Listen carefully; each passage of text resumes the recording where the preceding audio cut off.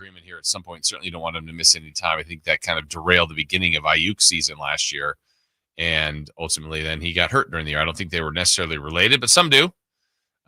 So the less distractions, the better. This is a team that has had a lot of offseason. Trent Williams. I mean, it feels like it's kind of been a yearly thing for the 49ers. So now we get in line for the next one here for San Francisco. All right. We are just beginning here. Still working through some of our kinks on some of the stuff with our YouTube, but stick with us. I think we have sound on YouTube now. Oh, do we have sound? Let's see if we have sound on YouTube. Yeah, there we go. Sound is back. Thank you, guys. Thank you for being patient. We appreciate that. We got you. Hopefully. Probably the best 20 minutes of radio, though. Oh, you missed the most amazing story that I think I've ever told. And it was a one-time only. And if you are lip readers. You cannot say that again, Jason. Did you let that go over the air? Yeah, no one will ever let you say that again in a million billion years. Well, it may have only aired once, so we're sorry. But it was worth it. For those of you that did hear it, you're welcome. Break time for us when we come back. Safe or out? Next. The Sacktown Sports 1140 newsletter right to your email. Get your latest on the Sacramento Kings, athletics, and Republic FC with the Sacktown Sports 1140 newsletter. Visit sacktownsports.com to join. Carmichael Dave here for my friends at American Energy Heating and Air. Yes, I always tell you they are a family-owned operation, been in business since 81, A-plus Better Business Bureau, but it is hot. We are in those Sacramento hot months. I want to focus on them being your second opinion partner. What does that mean? Maybe you've got somebody you're working with or you've worked with in the past in the HVAC world. Guess what? They want to give you a second opinion. How much does it cost? Nothing. You call them up and say, hey, can I get a second opinion on this deal? They come out and they either say, wow, that's a great deal. You should feel better about that. Or they say, we can beat that price. And usually they're going to beat it by a lot. Guess what? You just saved money and it didn't cost you anything to find out. It's a no-lose situation. Go with a trusted company. American Energy, 916-520-9990. That's 916-520-9990 or AmericanEnergyAir.com. Jingle singers, take it away. Call 916-520-9990 now. If you love to travel, Capital One has a rewards credit card that's perfect for you. With the Capital One Venture X card, you earn unlimited double miles on everything you buy. Plus, you get premium benefits at a collection of luxury hotels when you book on Capital One Travel. And with Venture X, you get access to over 1,000 airport lounges worldwide. Open up a world of travel possibilities with the Capital One Venture X card. What's in your wallet? Terms apply. Lounge access is subject to change. See CapitalOne.com for details. Switching to Progressive is a game-winning call. And that reminds us of other game-winning calls in the history of sports. It was a doubleheader in August and really hot inside the concession stand. So instead of waiting for people to come to me, I figured I'd walk around yelling, hot dogs here. And that's how I became the first hot dog vendor in sports. Okay, not really a game-winning call, but it was a good call. You can make one too. Switch to Progressive and you could save hundreds. Progressive Casualty Insurance Company and affiliates, not available in all states. The Giant Summer Sale is here. Get giant savings on our giant selection only at Folsom Lake Honda, your one-stop Honda shop. Looking to own or lease? Save during the Honda Summer Event and drive a brand new Accord or Civic. See all our specials at FolsomLakeHonda.com. As a family-owned and operated dealership since 2009, customer service is our number one priority. Our customers love doing business with us, and you will too. Folsom Lake Honda. Go to FolsomLakeHonda.com. Your one-stop Honda shop. Did you know about 1/3 of our lives is spent sleeping? Hi, this is Franklin Rosa with a word about Naturewood Home Furnishings. If we're going to spend that much time in our bedrooms, then our bedrooms ought to reflect our personalities. I remember many weekend mornings when our kids would jump into our beds trying to coax us to start our days more on their schedules than ours. Naturewood Home Furnishings' huge bedroom sale is here, and there's no better time to find the perfect accent piece for your bedroom, or even better, to start fresh by designing your bedroom to fit your lifestyle.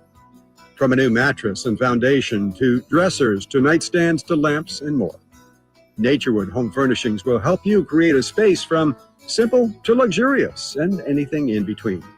Just drop by and let Naturewood's team help you envision a bedroom fit for 1/3 of your life. Visit Naturewood Home Furnishings right now for this remarkable bedroom sale Off Highway 50 at Hazel, look for the water rail. This is the story of the one. As a lineman, he does whatever it takes to keep the power on in his community. And he wants a partner like Grainger who does the same. Grainger offers the professional-grade products he needs, from voltage detectors to harnesses to hard hats, plus fast, dependable delivery, so he can rise to every challenge. Call 1-800-GRAINGER, click Grainger.com, or just stop by. Grainger, for the ones who get it done. Some things can steal your sunshine. Ugh, I just got my hair done. Sorry, the cooler's broken. Anyone see my flip-flops? Anyone? But COVID-19 can steal a lot more. I just took a COVID test. Ugh.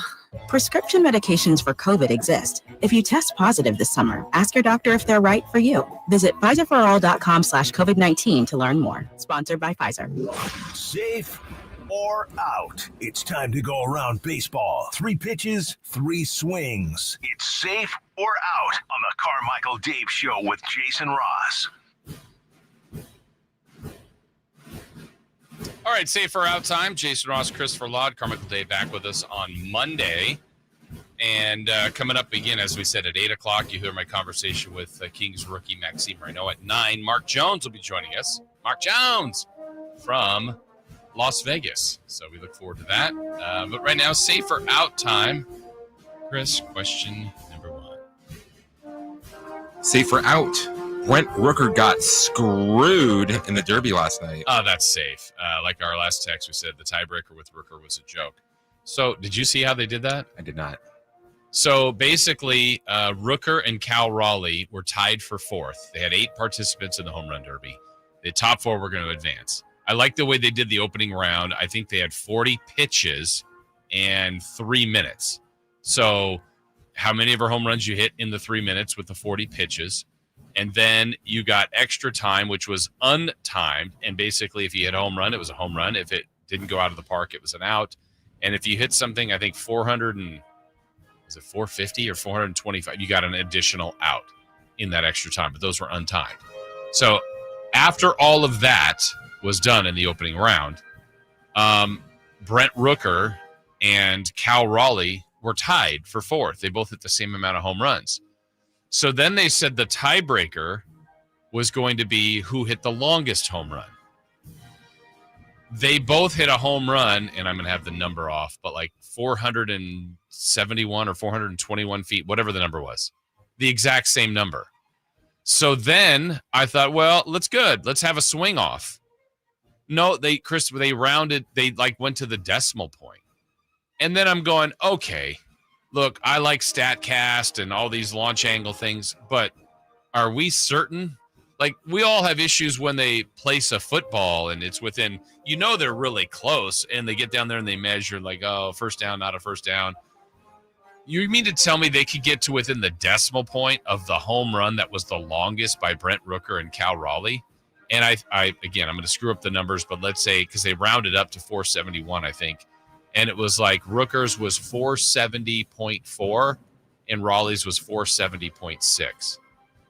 I'm going, that's how we're deciding the last spot, which for Raleigh, he was happy. For Rooker, I mean, what are we doing here? And just, again, this thing was scheduled, I think, for 2 hours of TV time. It went past that. So we could have had a 5-pitch swing off or some other way to make up the rule than the distance of the longest home run when it was that close. Like, if it was, hey, Raleigh hit one 486 and Rooker's longest was 455.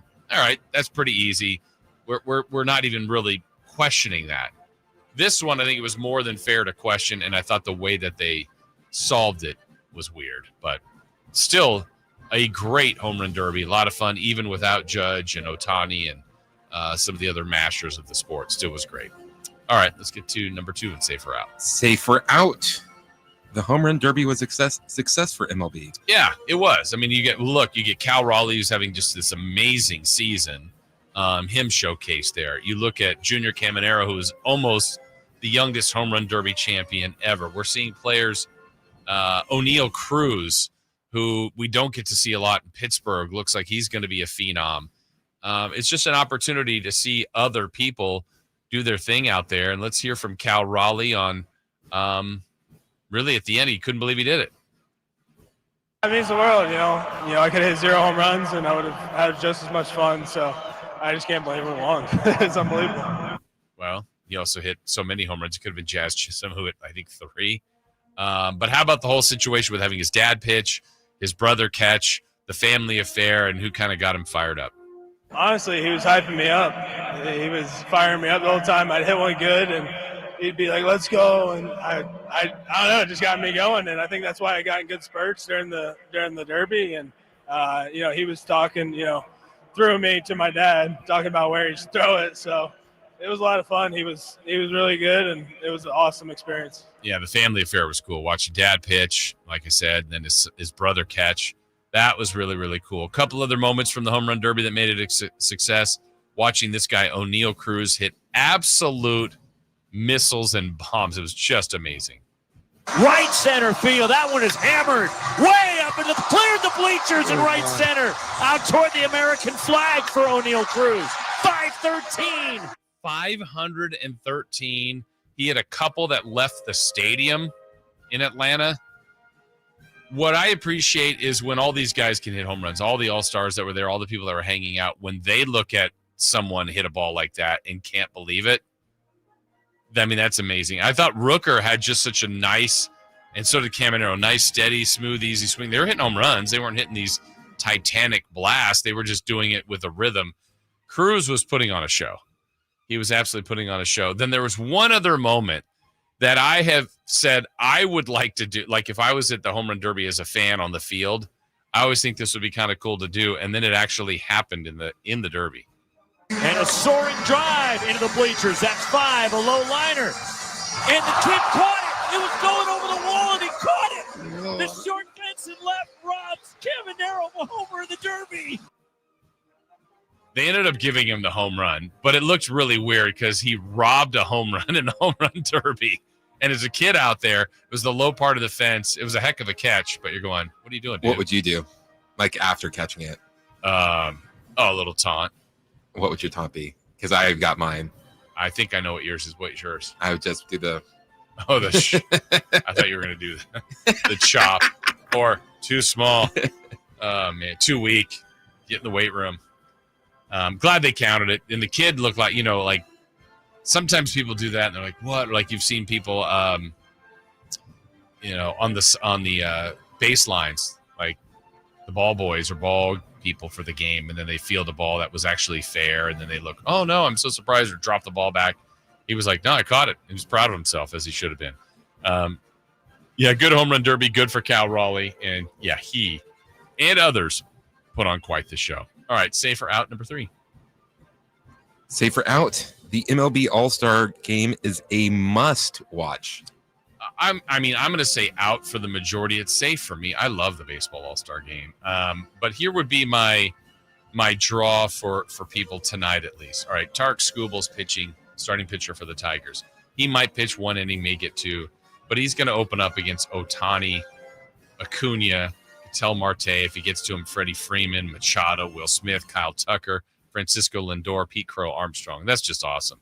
Paul Skeens in the first inning is going to get to Gleyber Torres, Riley Green, Aaron Judge, Cal Raleigh, Vladimir Guerrero Jr., Ryan O'Hearn Jr., Caminero, Javi Baez, and our guy Jacob Wilson. Who's putting Jacob Wilson 9th? Come on. Let's go. Jacob Wilson, one of the best hitters in baseball. Anyway, yeah, it's about those matchups, and it's about relievers coming in and facing these guys, and guys representing every team. And like I said earlier, it is played to the most truest of form to the regular season, and then you've got the best players out there. There's nobody going, hey, I'm just going to serve you up a meatball. It's Paul Skeens is going to be throwing, close to 100, trying to blow one right by Aaron Judge and Cal Raleigh. Like, that's what we want to see. And then we want to see one of those guys be fortunate enough to catch up to one and turn it around and hit it 500 feet. So it's cool. And to see, some Giants in here getting their opportunity when they get a chance to get in that pitching staff of Robbie Ray, who's in there, Logan Webb, Randy Rodriguez, and then the A's, of course, represented by Jacob Wilson, who's starting, and Brent Rooker. So looking for the local guys, looking for an entertaining game, and to see Paul Skeens and Aaron Judge, a guaranteed matchup because Skeens will face Judge who's batting third. I mean, that's pretty cool. Like seeing Shohei pitch a couple years ago. Mike Trout in this game played in the past. Just all the different people that have played in the All-Star game over the years. Really, really cool moments. All right, when we come back, the 49er football season isn't here yet. It's coming, but they've already got a little bit of controversy going on. What to do about the Jawan Jennings demands. We'll talk about that next. On the move. Got somewhere to be? Take Sacramento Kings basketball with you. The Sacktown Sports app will let you stay connected to your passion. Never miss a moment of Sacramento Kings basketball with the Sacktown Sports app. This is the story of the one. As a lineman, he does whatever it takes to keep the power on in his community. And he wants a partner like Grainger who does the same. Grainger offers the professional-grade products he needs, from voltage detectors to harnesses to hard hats, plus fast, dependable delivery, so he can rise to every challenge. Call 1-800-GRAINGER, click Grainger.com, or just stop by. Grainger, for the ones who get it done. Get ready for a night out with Jordan Davis. It's Country in the Park 2, Saturday, September 13th at Cal Expo. Along with the special guests Mitchell Tenpenny, Locash, Vincent Mason, and Avriana. Make it a family day out with food trucks, games, dancing, and more. Saturday, September 13th at Cal Expo. Sponsored by Trex Racing Cage, Chicken Fingers, and Naturewood Home Furnishings. Tickets at catpfest.com. When you're hiring, have you ever felt like you're missing out on meeting great candidates? Well, they're not hard to find when you go to ZipRecruiter. ZipRecruiter helps 10 million people with their job search every day. People who are actively looking for jobs like yours. So it's easy to find the right person fast. 4 out of 5 employers who post on ZipRecruiter get a quality candidate within the first day. Try ZipRecruiter for free at ZipRecruiter.com/free. That's ZipRecruiter.com/free. Why'd I go to the doctor? My heart would race just taking my son to practice. It didn't feel right. So I got checked out. Turns out I have atrial fibrillation, which increases the risk of stroke about 5 times. Symptoms like irregular heartbeat, heart racing, chest pain, shortness of breath, fatigue, or lightheadedness can come and go. But if it's AFib, the risk of stroke remains. If you have symptoms, contact a doctor. I'm so glad I did. Visit NoTimeToWait.com. Sponsored by Bristol-Myers Squibb and Pfizer. This is the story of the one. As a safety manager at a manufacturing plant, he does everything he can to keep his coworkers safe. From finding ways to reduce risks to keeping safety supplies in stock. And for that, he relies on Grainger. Grainger offers a broad range of quality products in next-day delivery, so he can always play it safe. Call 1-800-GRAINGER, click Grainger.com, or just stop by. Grainger, for the ones who get it done. Introducing the new Dell AI PC, powered by the Intel Core Ultra processor. It helps do your busy work for you, so you can fast forward through editing images, designing presentations, generating code, debugging code, summarizing meeting notes, finding files, managing your schedule, responding to Jim's long emails, leaving all the time in the world for the things you actually want to do. No offense, Jim. Get a new Dell AI PC starting at $699.99 at Dell.com/AI-PC. How those ahead stay ahead.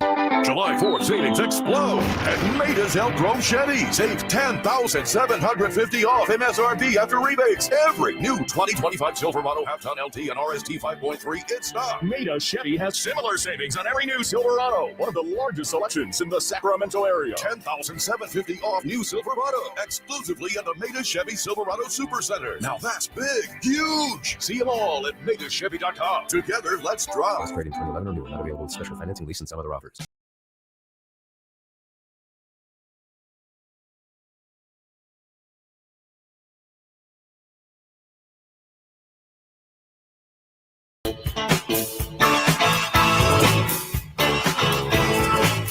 The Carmichael Dave Show with Jason Ross. Call or text at 916-339-1140. On Sacktown Sports.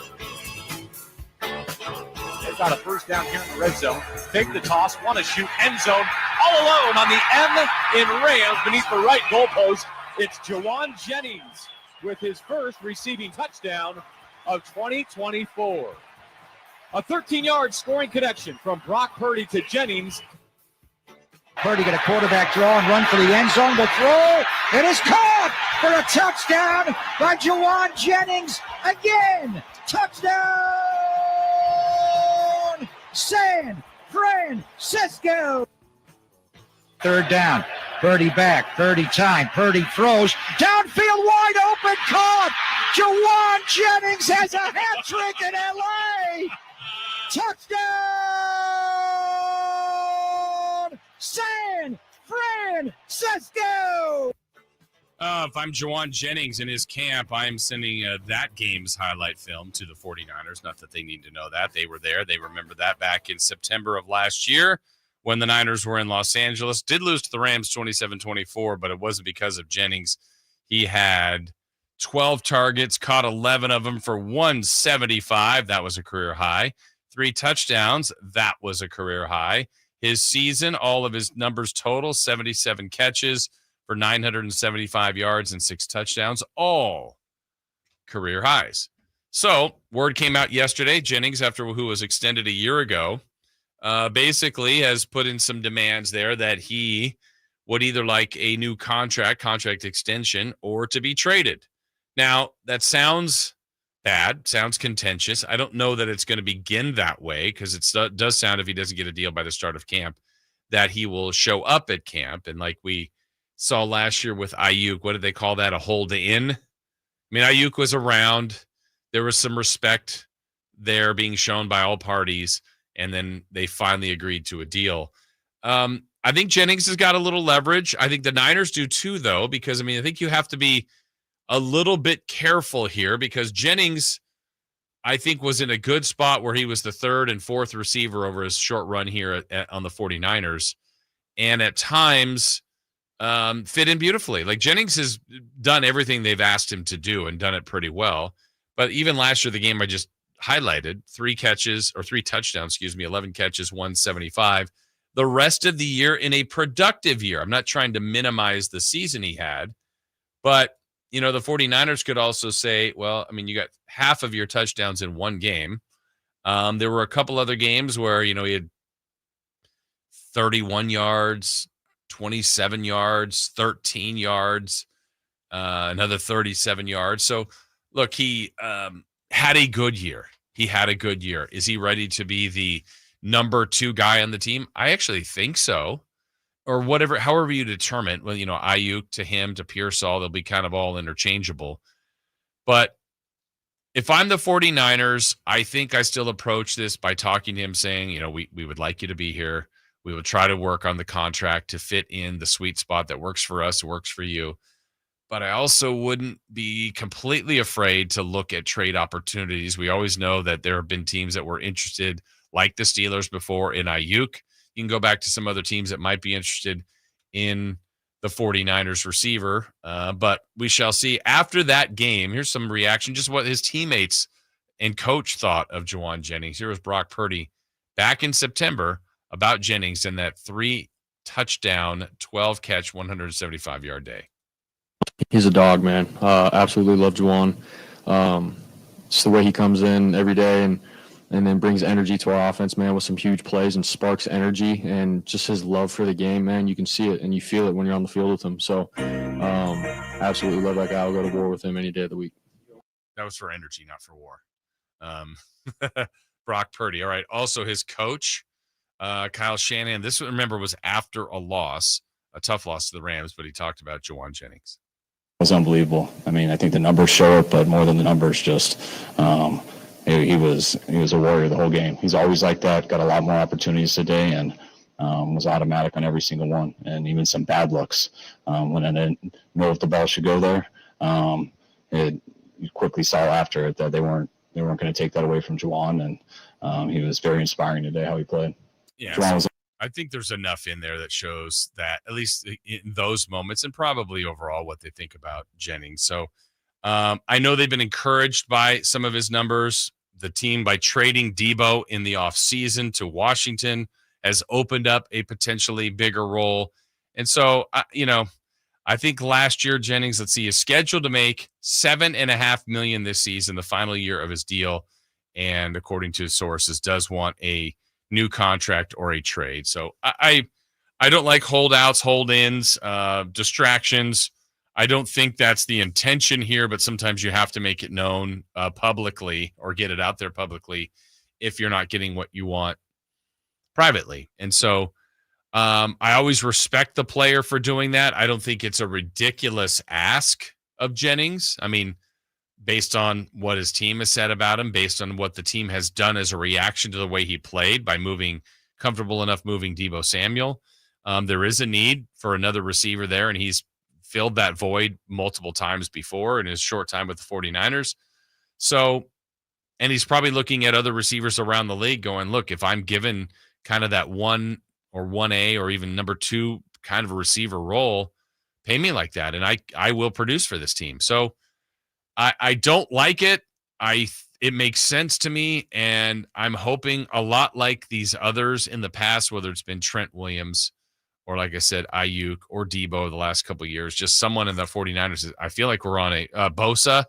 We're on at least a 3 or 4 year streak, I think, of someone, at least one, holding out or holding in, like I said last year. And ultimately, I think they've all kind of gotten that new deal. So it's the same old song and dance. It's a different guy this time. And I think in the end, they will come to terms and get a new deal for Jennings. And Jennings will be an important part about a year. Talk about a team that desperately needs a bounce back. This was a team that, from losing the Super Bowl to just falling off the cliff. I mean, injuries and poor performance. And now it's time to bounce back, right? They've got still a lot of good players. Some of their best players are aging, but still capable. And if you get a healthy McCaffrey, now that Brock Purdy is paid, I feel like there's a different level of expectation now for Purdy. It was kind of the nice, sweet story before of the last man pick, Mr. Irrelevant, making the team, moving up the roster, ultimately getting the starting job based on injuries, and then never losing it because of the way he played. And getting a team to the Super Bowl and being a pretty good 49er. He still has his doubters, and that's okay. You got to prove them wrong. Continue to do so. That's an ever-evolving situation as an athlete, where if you have doubters out there, they're going to stay there until they're like, yep, I doubted him at one point. Now I'm done doubting him. I don't think people are done doubting Brock Purdy. I think it's clear that he should be the quarterback. I think it's clear that he's good for this team. Now it's going to be a little different. Like, he fit into that position where he was playing the most important position on the team at such an incredible value financially to the team that allowed them to stack other positions. Now, via injury, contracts, age, that group has shuffled. And so now there's more of it being placed on Brock Purdy. So now he's got more experience, more reps, more comfort, a bigger paycheck, and more pressure. So now more of it's going to be on, okay, Brock Purdy, you are helping this offense go. Now can you be a key piece to the offense? And when McCaffrey or other running backs don't have it, or when receivers aren't really quite getting it done to an extent, or the line, can you as a quarterback elevate the team? And he has to some extent, but I think it's all fit together beautifully, and they've been much more of a team, and he's been a huge part of that and made plays when he needed to. But sometimes when you're looking at like the top QBs, I mean, we're talking about the top, they're making plays on their own that elevate their teams, make them special as individuals. And to me, Brock Purdy's not there, but he hadn't had to be there before. Now there's going to be a little bit more of that asked of him. And guys like Jennings, if he's there, can help Pearsall, Ayuk down the line. And McCaffrey will be a big, big part of that. If Christian McCaffrey can get back to full health, that'll probably be one of the biggest keys the 49ers can have. They got to get that defense better again. That defense used to be more of a dominant defense, especially up front. And I know they've been working on that and adding via the draft in other areas, but that defense has to return to, just creating havoc, pressure on the quarterback, stopping the run, and making it difficult for teams to score on them. And the way the Niners have been built is get enough stops, usually score 2 more possessions than the other team, and sometimes it might have been just field goals, but they're an efficient offense, try to be mistake-free offense, And if they can be a dominant defense, that's how they were winning their games in the past. So we'll see what's in store for 2025. What's in store for the 7 o'clock hour? We are going to talk more about the Kings last night. Hopefully you had a chance to hear and watch the game, but if you heard the interview with Scott Perry, with Mark Jones, and Corey Alexander was on the game, it was really interesting. I thought there was a lot of info in that we will try to re-rack for you in the next hour. Also, we start the next hour with 3 for Madness. More on the Kings at 3-0. Do you have summer dreams, summer championship dreams? And executives, coaches, and scouts put out the list in the NFL of the top 10 QBs. We'll comb through that as well as we start the next hour with 3 for Madness right here on Sacktown Sports. Visit SacktownSports.com and join the Sacktown Sports 1140 newsletter. This is the story of the one. As a safety manager at a manufacturing plant, he does everything he can to keep his coworkers safe. From finding ways to reduce risks to keeping safety supplies in stock. And for that, he relies on Grainger. Grainger offers a broad range of quality products and next-day delivery, so he can always play it safe. Call 1-800-GRAINGER, click Grainger.com, or just stop by. Grainger, for the ones who get it done. Hey, it's Carmichael Dave for your Second Opinion partners, American Energy Heating and Air. Here's what they're asking from you. Not much. If you're working with another HVAC company, not a problem. If you called them, if you got some sort of an estimate, just call American Energy. Let them come out. Let them check out the problem. You might be surprised. You might find you don't need all those repairs. But if you do, even a replacement for your air conditioning unit, just let them give you their price. Odds are you're going to find that you're saving a lot of money and a lot of peace of mind because you are working with a company that's been around since 1981, that has an A+ with the Better Business Bureau, and will save you money and will guarantee their work. 916-520-9990. That's 916-520-9990. Don't trust me. Go to Google, go to Yelp, read the reviews, go to AmericanEnergyAir.com to get your second opinion. Jingle singers, here you go. Call 916-520-9990 now. Hey, Green Gobbler here. So you've got a clogged drain in your bathroom. Water in the sink's overstaying its welcome. You're spitting today's toothpaste on top of yesterday's toothpaste. You hope that it go away. Yeah, clogs don't just go away. I make them go away. I'm Green Gobbler, the only clog dissolver you need. I'm bleach-free, safe for your pipes, and I work. Guaranteed or your money back. Because I never met a clog that was going to unclog itself. Green Gobbler. Let the gobbler get it. Why'd I go to the doctor? One day at the firehouse, I was so lightheaded I could barely stand. Even my crew noticed. Getting checked out was the right call. Turns out I have atrial fibrillation, which increases the risk of stroke about 5 times. Symptoms like irregular heartbeat, heart racing, chest pain, shortness of breath, fatigue, or lightheadedness can come and go. But if it's AFib, the risk of stroke remains. If you have symptoms, contact a doctor. I'm so glad I did. Visit NoTimeToWait.com, sponsored by Bristol-Myers Squibb and Pfizer. If you've got a gas-powered engine, keep it running like new at every fill-up. Stable in-season protection is your engine's preventative medicine, cleaning and protecting the entire fuel system in season. In outdoor power equipment, prevent gum and varnish buildup that could cause a rough or non-running engine. For cars and trucks, increase fuel efficiency and power by removing deposits, ensuring your engine's long-term health. Stable outperforms the competition in independent lab testing. So at every fill-up, start with Stable. Drivers who switch and save with Progressive could save hundreds. With that kind of money, you could go big time on a fancy water bottle with ultra titanium alloy metal. You're not sure why you need all that. I mean, it just holds water. But you're getting it anyway. Because if you're hiking near an active volcano and you accidentally drop the bottle into molten lava, your water will still be icy cold. Switch to Progressive and you could save big time. For water bottles. Progressive Casualty Insurance Company and affiliates, not available in all states. Potential savings will vary. With 25 award-winning years in Northern California, Ashton & Price is your local injury law firm. Pro attorney tip: if a firm presents as local but they're in LA, red flag. If your first consultation is not with a lawyer, big red flag. At Ashton & Price, your first consult is with a local attorney, and if serious injury prevents travel, a lawyer will come to you. Still not enough? George Washington's my uncle. At Ashton & Price, no red flags, just red, white, and blue. Remember, for the best advice, don't think twice. Call Ashton & Price. The Giant Summer Sale is here. Get giant savings on our giant selection only at Folsom Lake Honda, your one-stop Honda shop. Looking to own or lease? Save during the Honda Summer Event and drive a brand new Accord or Civic. See all our specials at FolsomLakeHonda.com. As a family-owned and operated dealership since 2009, customer service is our #1 priority. Our customers love doing business with us, and you will too. Folsom Lake Honda. Go to FolsomLakeHonda.com. Your one-stop Honda shop. KHD1 Sacramento, KYMX HD3 Sacramento. From the Power Business Technology Toshiba Studios. Sacramento's official home of the 49ers. San Francisco. Sacktown Sports, 1140. Capital Casino, conveniently located on 411th North 16th Street in downtown Sacramento. 3 questions, 3 answers. It's 3 for Madness on the Carmichael Dave Show with Jason Ross. Here's question 1. All right, 3 for Madness time coming your way here. The ESPYs are tomorrow before we get to 3 for Madness.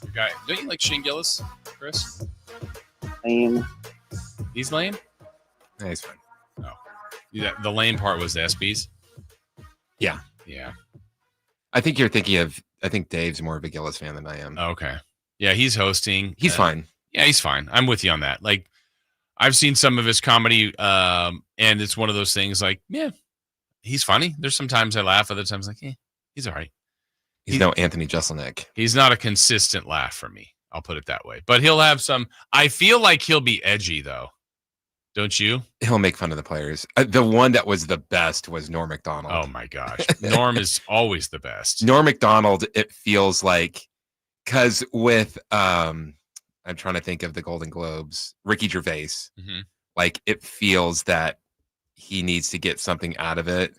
And with Norm Macdonald, it felt like he genuinely did not care and was trying to get everyone upset with him.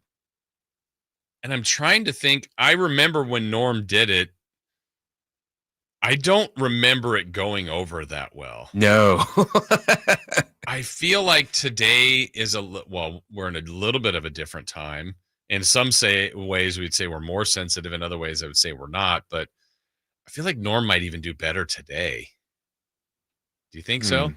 I don't know. I mean, it just depends on what he says and who he's going after. But, and I feel like, it can be done in a way that truly can be funny and creative, but we'll see. We'll see what I used to like the ESPYs more so because like, oh, this is kind of a cool concept. Then it just feels like it's a thing to I never was really into it. It was right at the very beginning. I'm like, oh, this is cool. Sports awards. We don't really do. I mean, besides, yes, we do sports awards for every sport. Best baseball player. Yeah. But then when it's like best highlight or best team, I'm like, okay. And this is probably the time of year they have to do it. Not everybody shows up. And anyway, I will probably see that via social media. Whoever puts like clips out and goes, did you see what was said about this person? All right. That was either funny or wasn't funny. So that is tomorrow night. Coming up on this show, 1 hour from now, my conversation with Max Reno. Hopefully you will enjoy that. We also, in a couple hours from now, at 9 o'clock, Mark Jones will give us more of the taste of what he saw last night on the call with the Kings. Saw Mark when I was in Vegas a couple days ago, and I know he's excited about what he's seen so far from the Summer League team. And really, we're asking more about the big club when they're all ready to go. What's it going to look like? So that's coming up at 9, but it is 3 for Madness time. Before we get back into more Kings, let's get to question Before number we 1. get into question number 1, this is just a little taste of Norm Macdonald. Oh, yeah, perfect. At the ESPYs. And there's Charles Woodson. How about that? How what a season he had. This is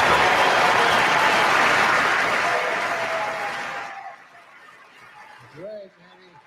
He became the first defensive player to win the Heisman Trophy. And congratulations, Charles. That is something that no one can ever take away from you. Unless you kill your wife and a waiter, in which case all bets are off.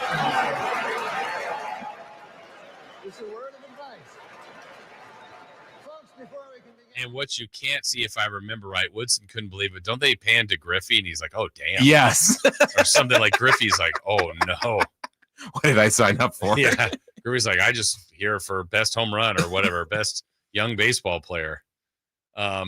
And when it's not really directed to Woodson, but when that's, the camera's on you too, and you're like, oh, man, what do I do about this? I'm uncomfortable. Yeah, that was a little slice of Norm Macdonald years back. All right, Chris. Question number 1. Quiz.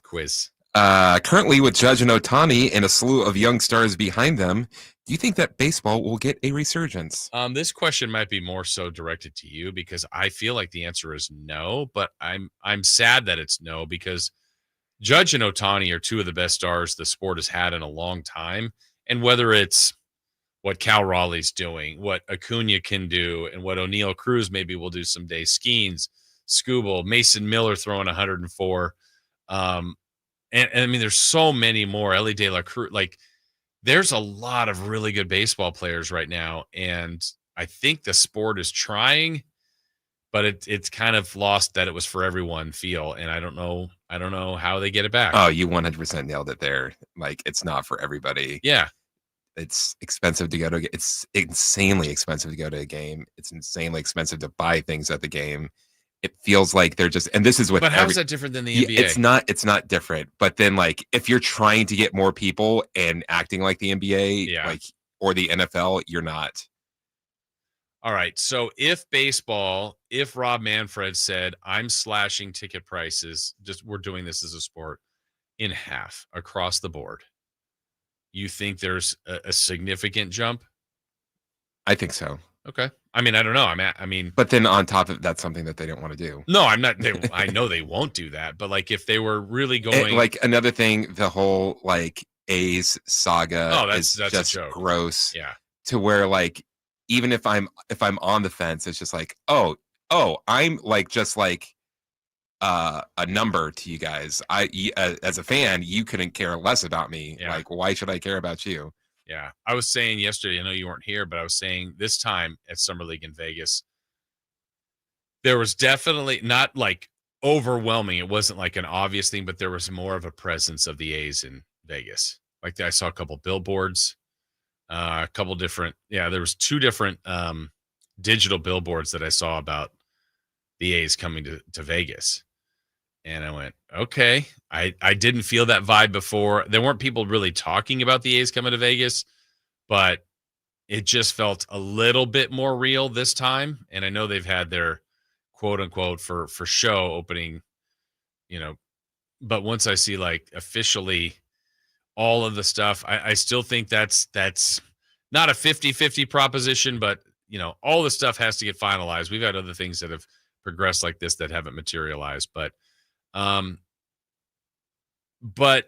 the star part, Chris, is where I kind of want to go back to. I think you have a fair point on ticket prices. They have the most games, so why not drop that price down universally or amongst the league? And there's certain spots people can get deals and all that.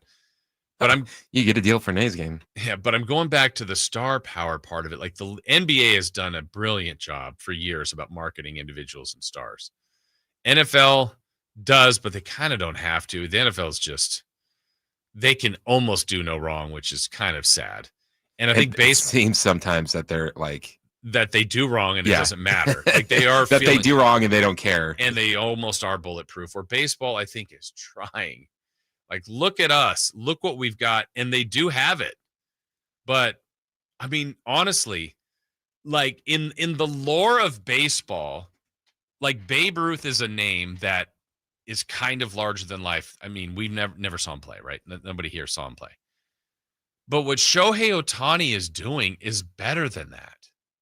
Significantly better than that. Now, he doesn't have the career stats to do it, but to pitch the way he's doing, what he has done and what he's still doing now and what he probably will do going forward, hit, speed, power, average, arm, the cultural part of it, I don't understand. And Judge, so you've got 2 major market stars. You have the Yankees and the Dodgers in the World Series, which people watched, but you could get the Tigers and the Cardinals in the World Series this year. And I feel like the markets will drop. I mean, the ratings would drop considerably. So I just don't know what the sport has to do star-wise. And maybe nothing, but it's just, to me, I think the sport is really good. And it's, like I said earlier, I guess not for everyone, but it's healthy in the star department right now for Major League Baseball. All right, question 2 and 3 for Madness. Question 2. The Kings are 3-0 in the summer league so far. You said you don't care about wins at this point, but how badly would you like to see a third championship title in the summer? Let's get a title, baby. Yeah, look, at this point, the work of this group, specific group, this has nothing to do with Sabonis and Levine and Murray, DeRozan and Monk, that group, Keon Ellis. This is the group that's playing in the summer league that has an opportunity while out there to compete for something. And they're looking good, especially if they can win their fourth game of advancing to that tournament feel. And they've won 2 titles before. Yeah, at this point now that we're this far in, you get more and more invested. This is similar to me a little bit to, for some, the Emirates Cup, right? During the season, the NBA Cup, where you're going, yeah, I get it. It's a little bit different. Oh, wait, the Kings won the first game. The Kings won the second game. Let's see if they can get out of Pool A and win this whole thing. That's kind of where I'm at now. The bigger picture is, how do the guys play? How do they look? I love the way Nique Clifford has looked. Max Reno has been good. Devin Carter's getting better by the game. So those are all awesome things. But the byproduct of the way they're playing and being coached and effort and energy and passion and all the things is energy. They're 3-0, and they've been one of the talks of Summer League, and now they can try to get to 4-0 and go for a Summer League title. Yeah. So in the end, if they are a 3-time Summer League champion, what does that mean? Not much, but I'll get the shirt, right? Don't you guys get the swag? Kings representing with another Summer League title. You just hope that's building some winning elements, some confidence in those young guys that they could take to the veterans that are on the team. So, yeah, go for it, Kings. Go chase that down. All right, last one here on 3 for Madness. Question 3. Execs, coaches, and scouts helped rank ESPN's list of top 10 quarterbacks in the NFL. What was your biggest takeaway from this list? All right, well, let's go over that list. Takeaways. I think first and foremost, and I talk about this almost every year, because at some point Dave and I will probably come up with our own top 10 list of quarterbacks, running backs, receivers before the season starts. And this is kind of related to fantasy football, but also just kind of related to rankings in general. The quarterback position is the most important position in the sport. It's if you've got a lot of other things, the quarterback, you can get away with maybe a top 15, top 17 quarterback if you're loaded at every other position. If you don't have that, you better have a top 10 QB to keep you in games.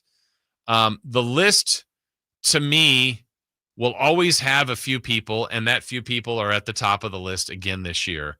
But some 5 through 10, 6 through 10 can fluctuate, and guys pop in and pop out every year. And my point being, there's a couple guys in the top 10 this year that weren't in the top 10 last year. And that's probably based off their performance last year and expectations for this year, and vice versa. There were a few guys that were in there and you're like, yeah, I don't know if they're a top 10 QB.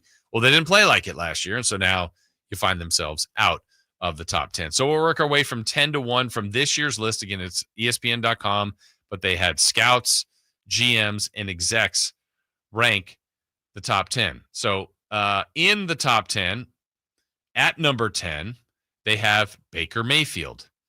The highest ranking he received from somebody was 5. The lowest ranking was unranked. He was unranked completely last year.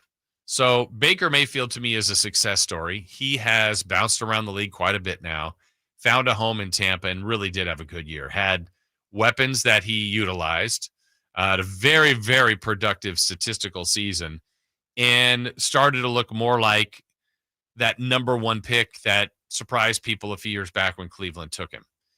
To me, Baker Mayfield has had a lot of the attributes that you want in a QB. He certainly has the leadership attributes. There's a confidence and a swagger to him. He's not afraid to make mistakes. He bounces back after interceptions. Pretty tough.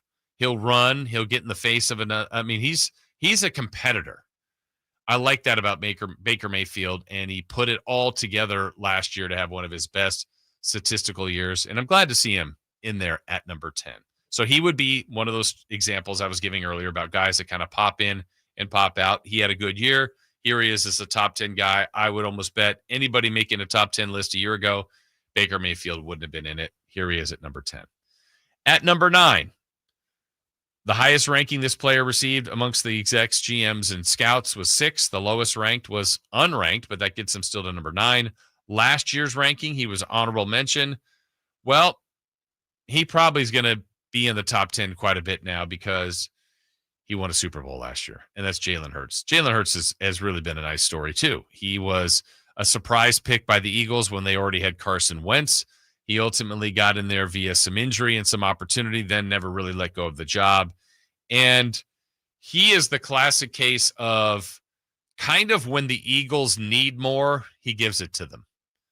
He also is comfortable turning the ball around and handing it off to Saquon Barkley, who has an amazing year. They got a good defense, and limit the mistakes.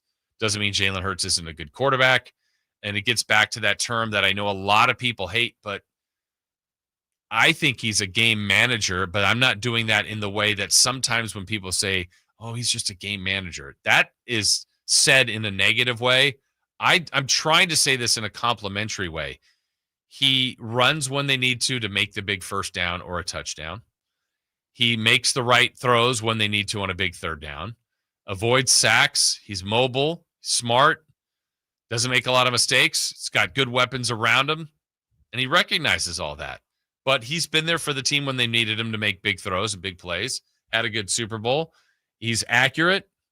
I mean, short yardage guy. Like, there's a lot to like about Jalen Hurts, and they have him at number 9.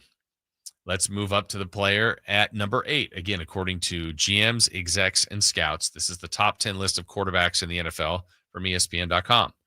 The highest ranking this player received was 5. The lowest ranking outside the top 10. Last year's ranking, number 9. So he moves up one spot, and it's Jared Goff. So, I don't know, look back about 3-4 years ago at the end of his Rams run, and he was a guy that was certainly outside the top 10. He has consistently put together some really big off seasons. He has developed into a really good, I mean, he was a good passer in college, but just he's a pure passer. He is a good quarterback. He doesn't turn the ball over the same way that he used to. He gets the ball downfield. He gets the ball to his very talented group of receivers. He had a good offensive coordinator that's gotten, jobs after leaving Detroit now. And he has been a guy that I think also has had a rebirth. He was good with the Rams, took them to the Super Bowl, but then kind of they lost interest, thought they could upgrade in Stafford, and they did. And here he goes to Detroit, kind of felt like, this might be short-lived in Detroit, and maybe he'll bounce around and have just kind of one of those kind of careers. Well, he found himself again in Detroit, and that team is winning. He's a big part of it. He's putting up huge numbers every year. And Jared Goff is a guy that was in the top 10 at the back end of it, still is at number 8 this year. So as we move up, now we get to number 7. And 7's been an intriguing guy for me for multiple years. Highest ranking he received by GMs, execs, and scouts was 3rd. He was also unranked by some. Last year's ranking is 6. He has dropped 1 to 7.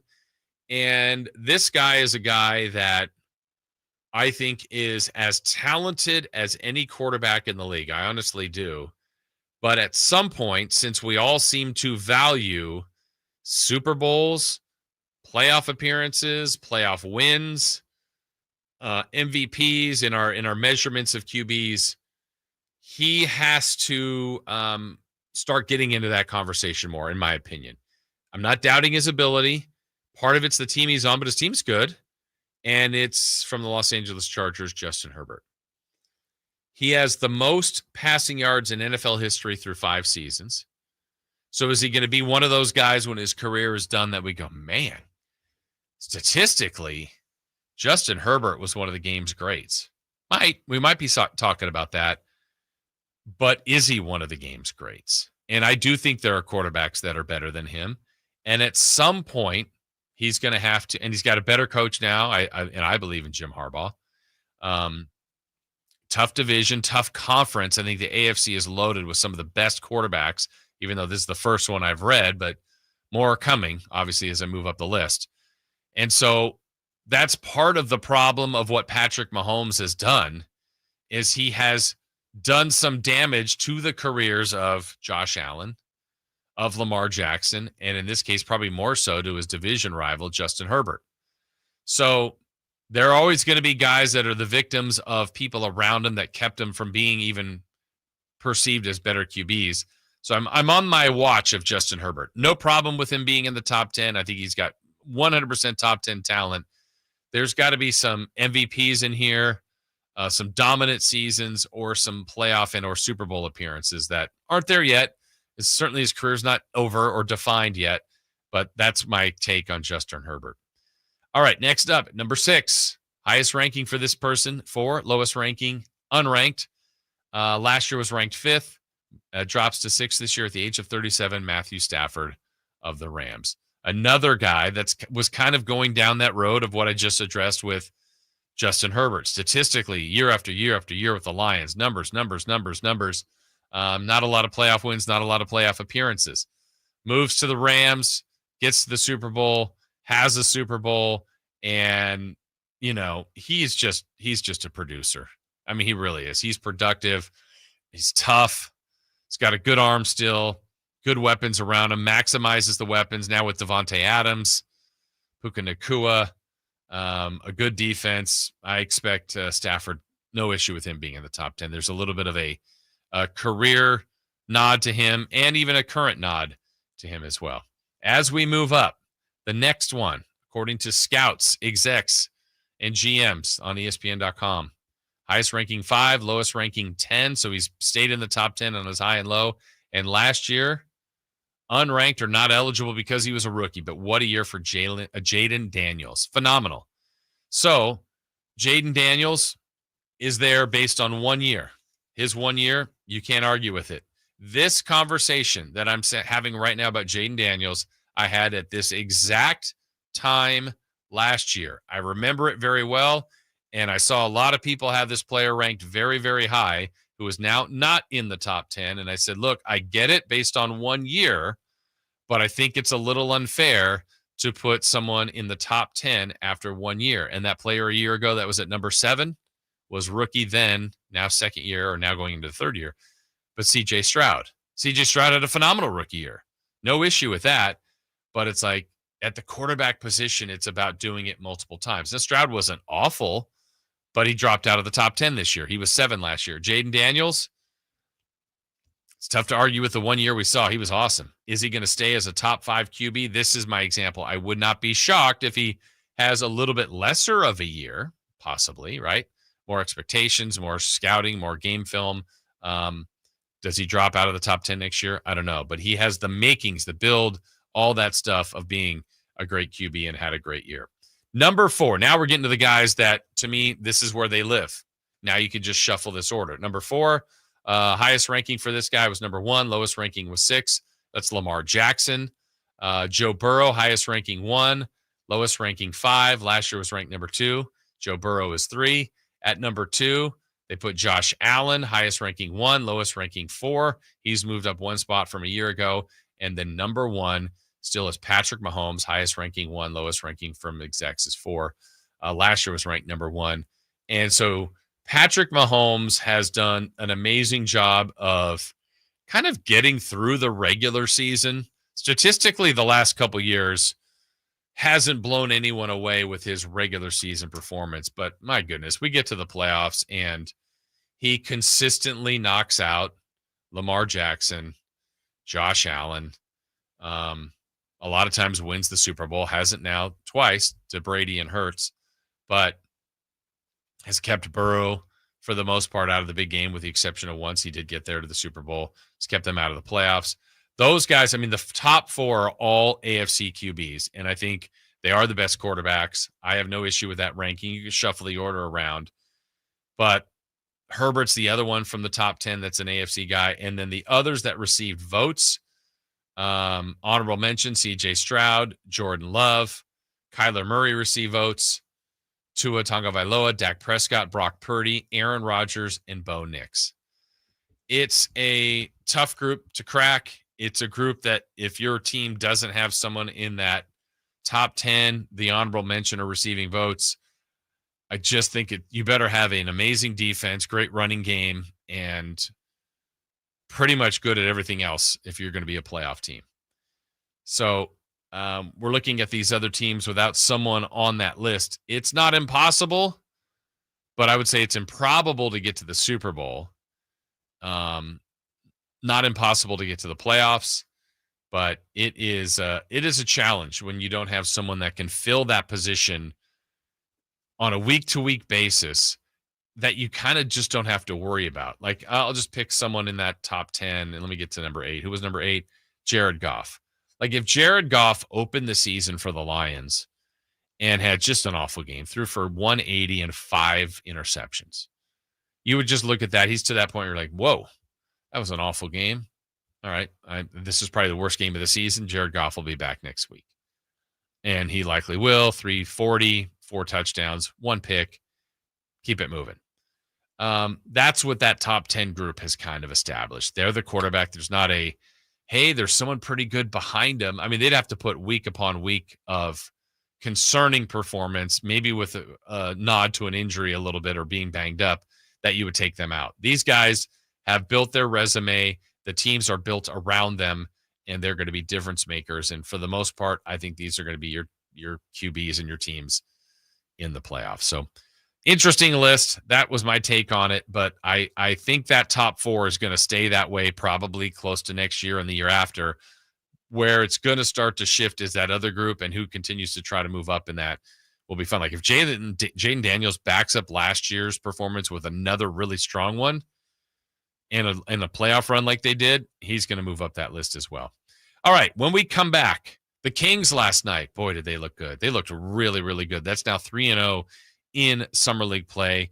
New Kings GM Scott Perry was on the mic last night as well, being interviewed. We'll react to some of that and so much more as we continue here on Sacktown Sports. On the move? Got somewhere to be? Take Sacramento Kings basketball with you. The Sacktown Sports app will let you stay connected to your passion. Never miss a moment of Sacramento Kings basketball with the Sacktown Sports app. This message comes from Viking, committed to exploring the world in comfort. Journey through the heart of Europe on an elegant Viking longship with thoughtful service, destination-focused dining, and cultural enrichment on board and on shore. With small ships that bring travelers closer to the destination, there's more time to explore. And every Viking voyage is all-inclusive, with no children and no casinos. Discover more at Viking.com. If you could hear Old Spice Fiji Antiperspirant, what would it sound like? First, you'd start with Fiji Antiperspirant's amazing scent of palm trees. Add pure notes of fresh coconut and layer on 24/7 odor and sweat protection. You won't hear any dyes or parabens because with Fiji, you won't have any. So while your regular antiperspirant sounds like this, Old Spice Fiji sounds like this. Sounds like it smells amazing. Golf to Go is brought to you by the Hagen Oaks Golf Super Shop. Here's Frank LaRosa. Shooting lower scores isn't always about changing your swing or equipment. Sometimes it's as simple as changing how you hit certain shots on the course. Molly Braid, a Golf Digest Best Young Teacher, sees a classic mistake on uphill chips. Players will grab a sand wedge thinking the high-lofted club will get the ball in the air, but instead, the ball pops too high and comes up short. Use a club with less loft, Braid says. Grab your pitching wedge, 9-iron, or even 8-iron, depending on how far you hit the ball.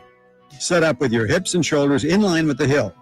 The handle is going to come back, and there will be added loft to the club, so it will have more height, like a sand wedge.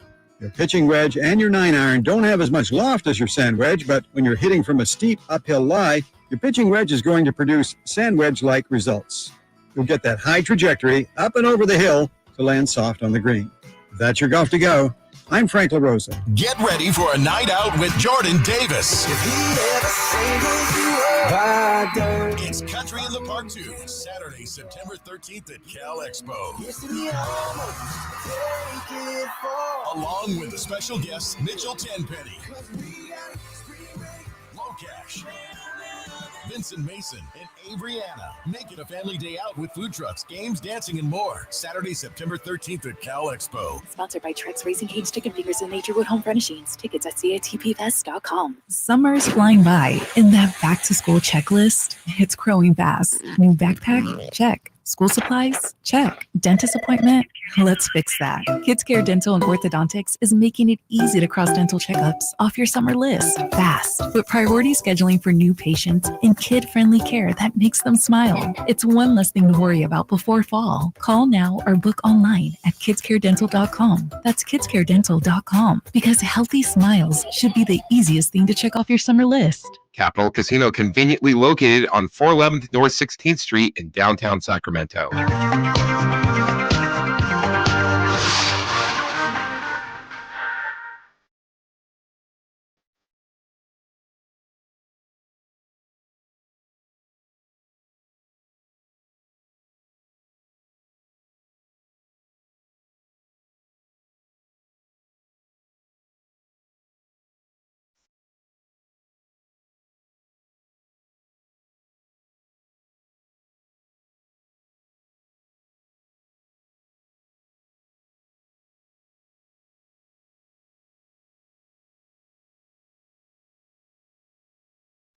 Waking you up with the best in local sports. They just make it interesting, you know? It's the Carmichael Dave Show with Jason Ross on Sacktown Sports. All right, a lot more Kings reaction coming up throughout the show today. Again, Mark Jones joins us at 9. My conversation with Kings rookie Max Reno will come your way at 8.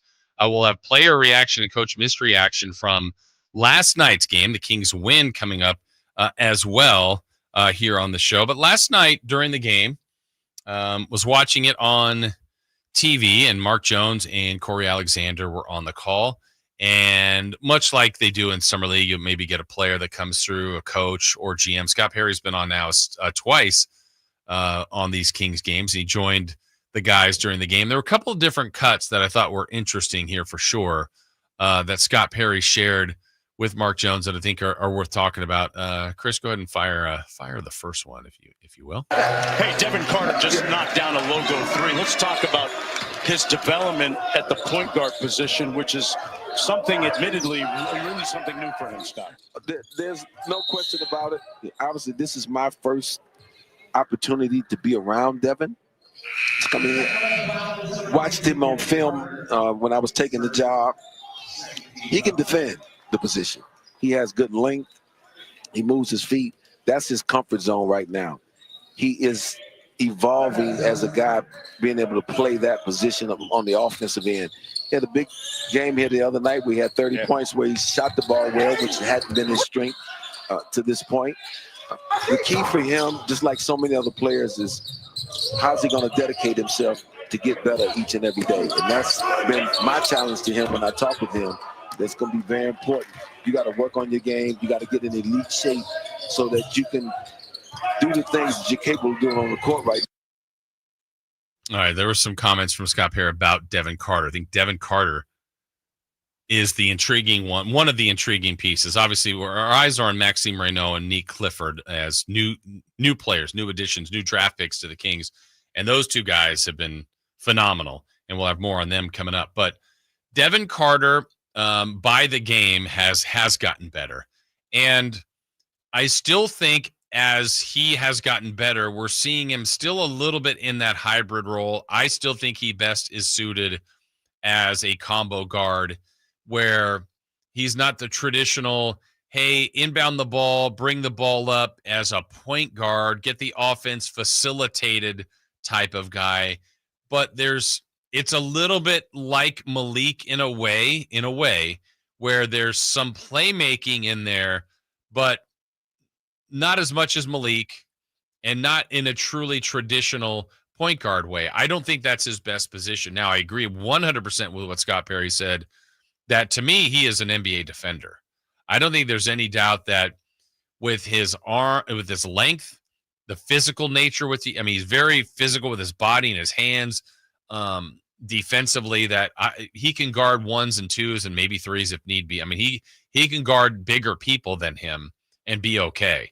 So we're all naturally going to look at offense more. That's that, we could put stats on that easier and say, oh, this player scored 18 points and was efficient and hit threes and made free throws and distributed assists. To me, Carter can still have an impact on a game.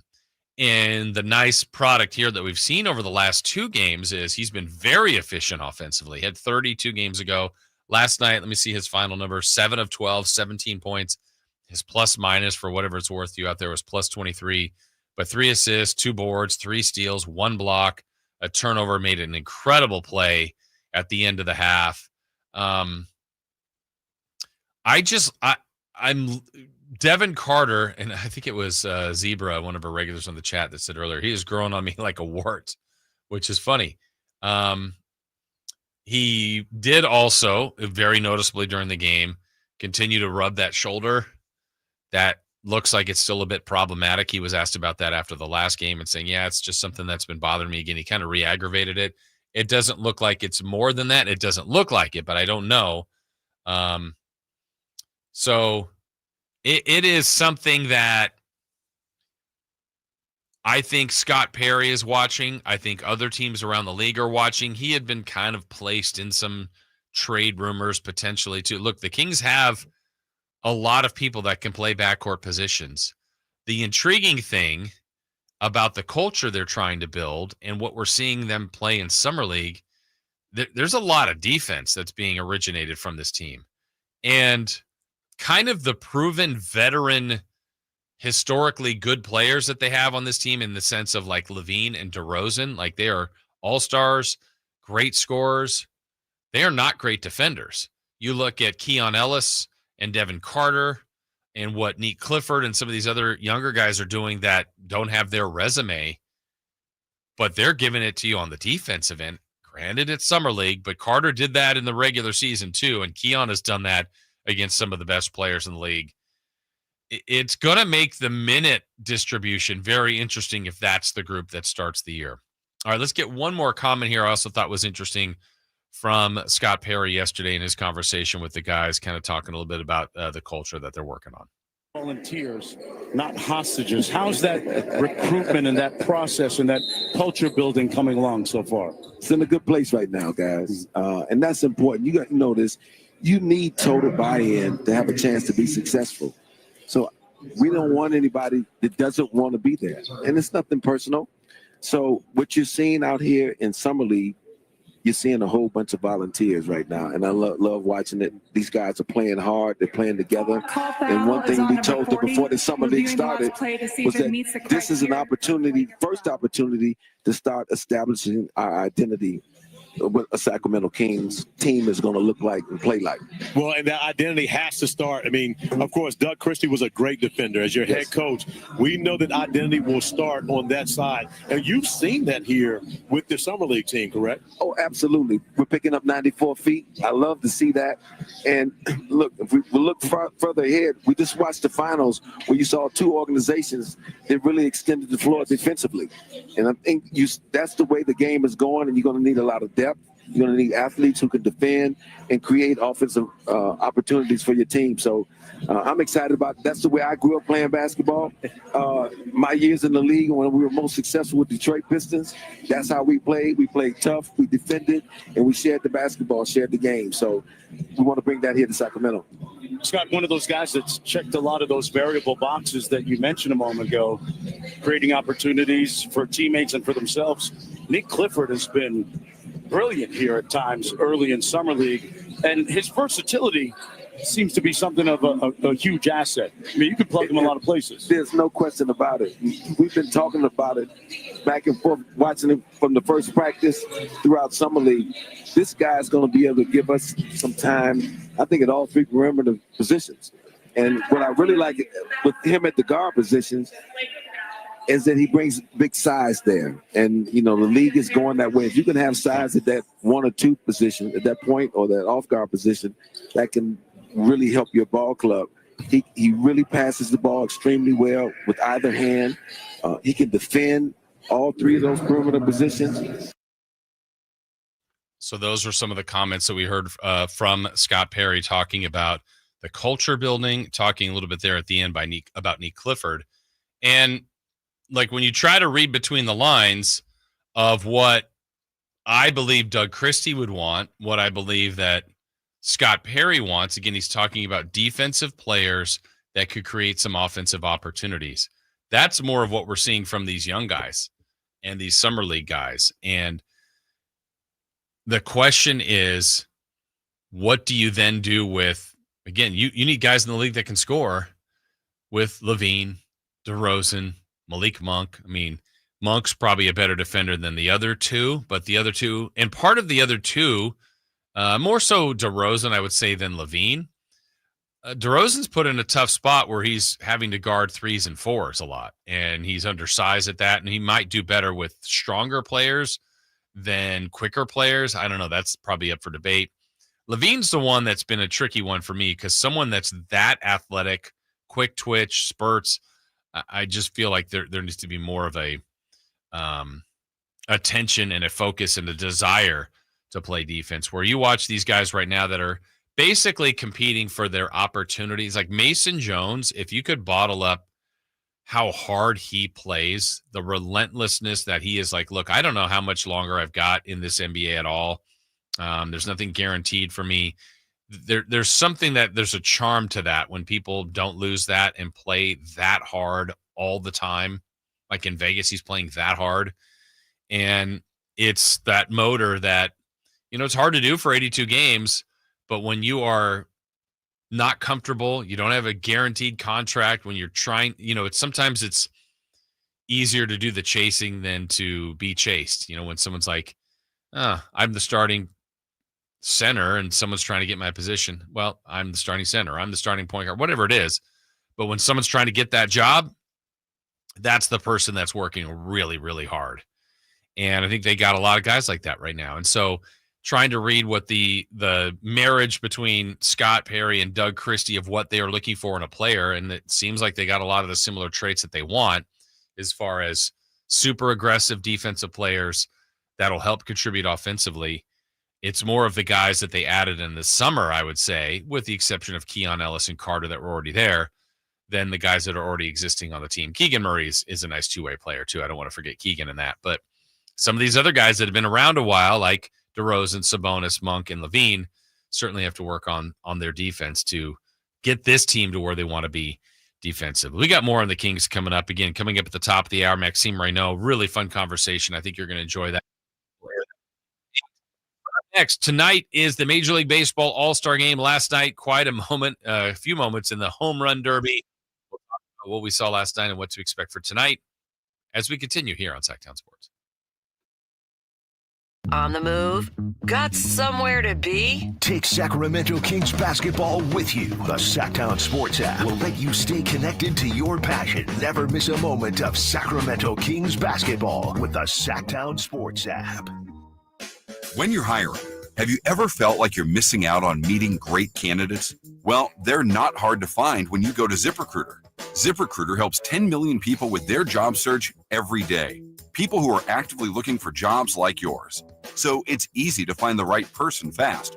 4 out of 5 employers who post on ZipRecruiter get a quality candidate within the first day.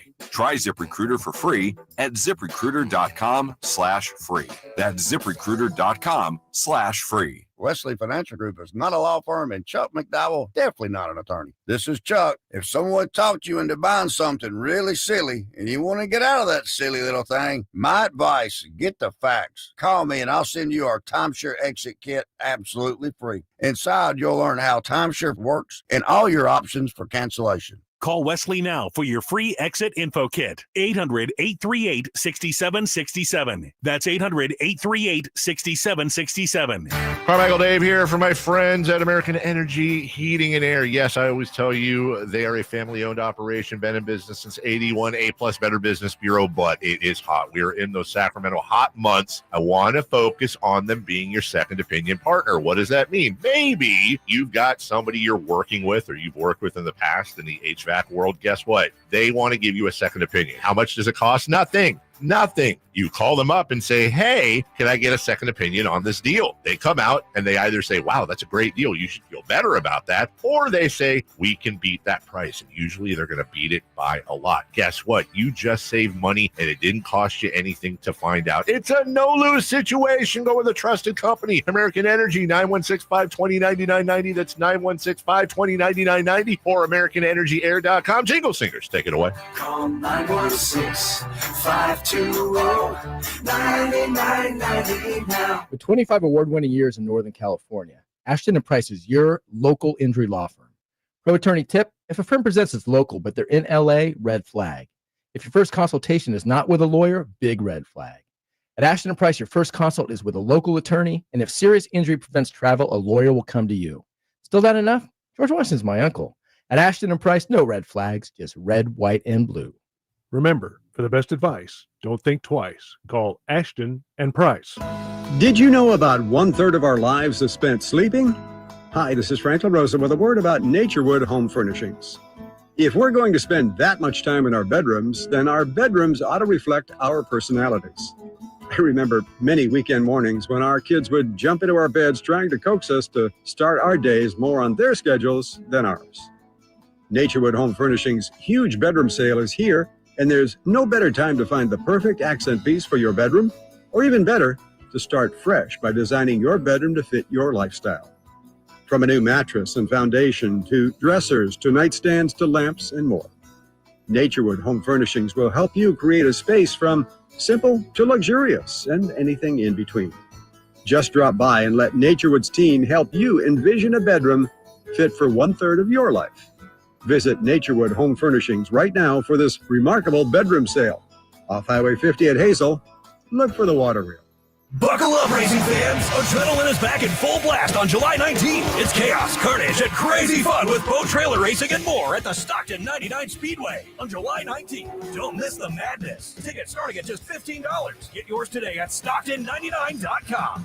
July 4th savings explode at Maida's Elk Grove Chevy. Save $10,750 off MSRP after rebates. Every new 2025 Silverado half-ton LT and RSP 5.3 in stock. Exclusively at MaidaChevy.com. Now that's big, huge. Together, let's drive. Go for details. This is the story of the one. As a safety manager at a manufacturing plant, he does everything he can to keep his coworkers safe. From finding ways to reduce risks to keeping safety supplies in stock. And for that, he relies on Grainger. Grainger offers a broad range of quality products and next-day delivery, so he can always play it safe. Call 1-800-GRAINGER, click Grainger.com, or just stop by. Grainger, for the ones who get it done. If Old Spice Deep Sea Super Hydration Body Wash were music, what would it sound like? Start with the deep sounds of Old Spice's ocean waves and kelp. Layer on the smooth, renewing moisture. You wouldn't hear any parabens or phthalates because Old Spice Deep Sea hasn't got any. But you would hear that vitamin B3 for healthier looking skin. So while your regular body wash sounds like this, Old Spice sounds like this. Sounds like it smells amazing.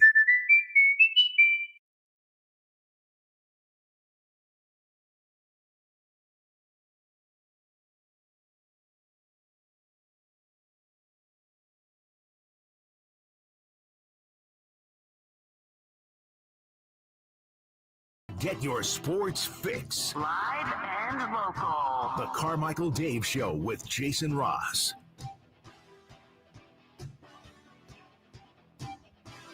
Cal Raleigh swings, fly ball, right field. It's going.